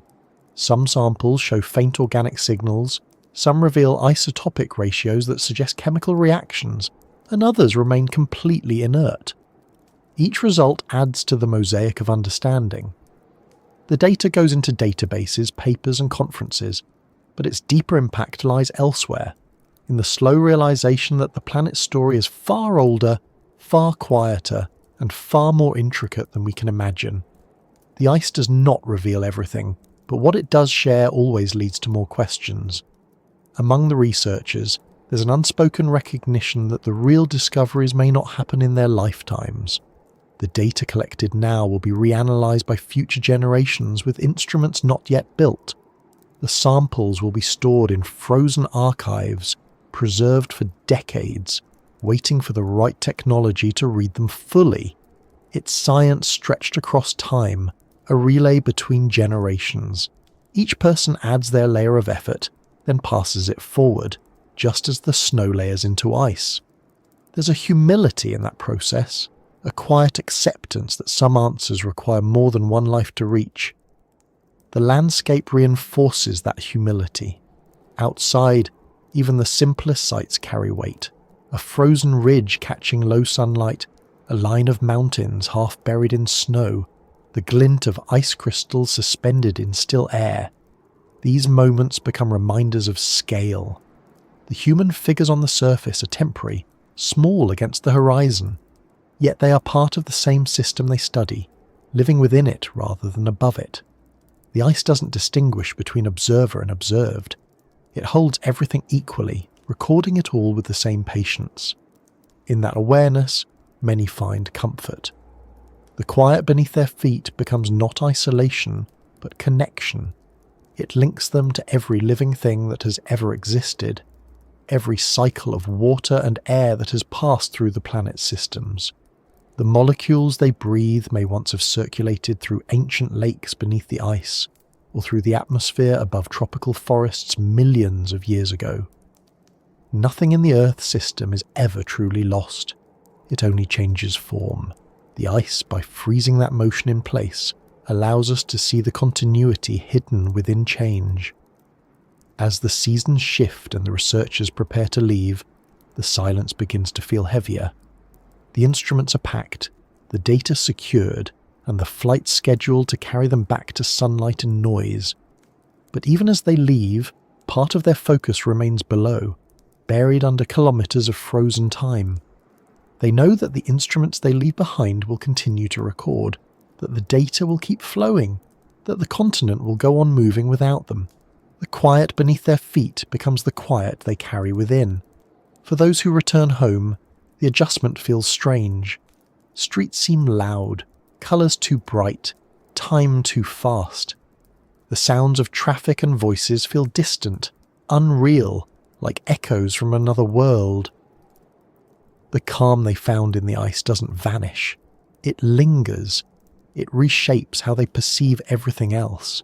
Some describe it as a kind of alignment, a sense that after witnessing such scale and stillness, everyday problems lose their urgency. The ice teaches them perspective without words.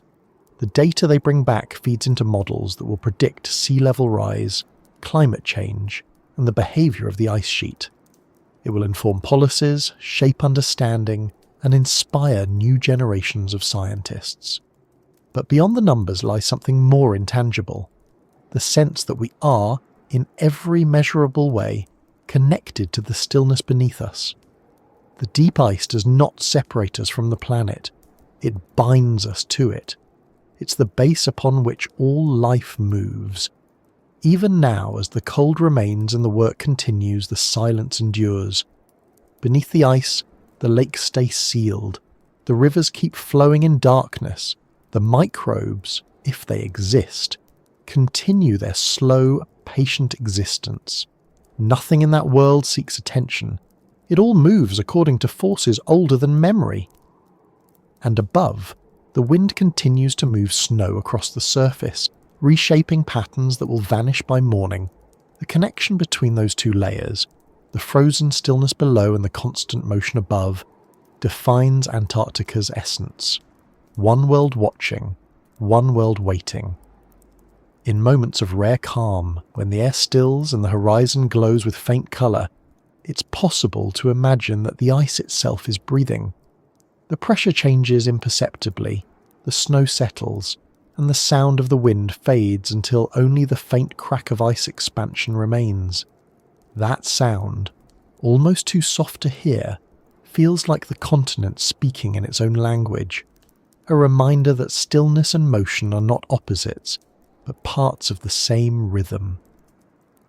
Beneath that rhythm lies life, history, memory, and possibility. The quiet beneath our feet is more than physical. It's the echo of every era the planet has lived through, compressed into layers that wait for us to notice. It's the continuation of cycles that will outlast our species, carrying forward the story of water, pressure, and time. It's a presence that asks for respect, not explanation. Those who have heard it once, who have stood above it and felt the depth of its silence, carry it with them long after they leave. The ice does not ask to be remembered. It ensures that it will be, and so the frozen continent continues, its depths undisturbed, its surface bright and cold, its heart steady beneath the crushing weight of its own history. The rivers still move below. The lakes still turn in darkness. The microbes, if they still drift there, carry on their invisible work, bridging eras no human has witnessed. Above them, the world keeps changing, spinning through its brief seasons, unaware of how much it owes to the quiet beneath its feet. The air thins, the wind hums, and the ice holds everything together: life, memory, and silence, bound within its endless patience. Nothing about it is empty. Every fragment, every molecule, every trace of water locked in place is part of something vast. The quiet beneath our feet is the sound of that vastness existing, steady and unbroken, waiting not for discovery, but for understanding, and it remains there still, unseen but present, the calm pulse of the world beneath all that moves above it,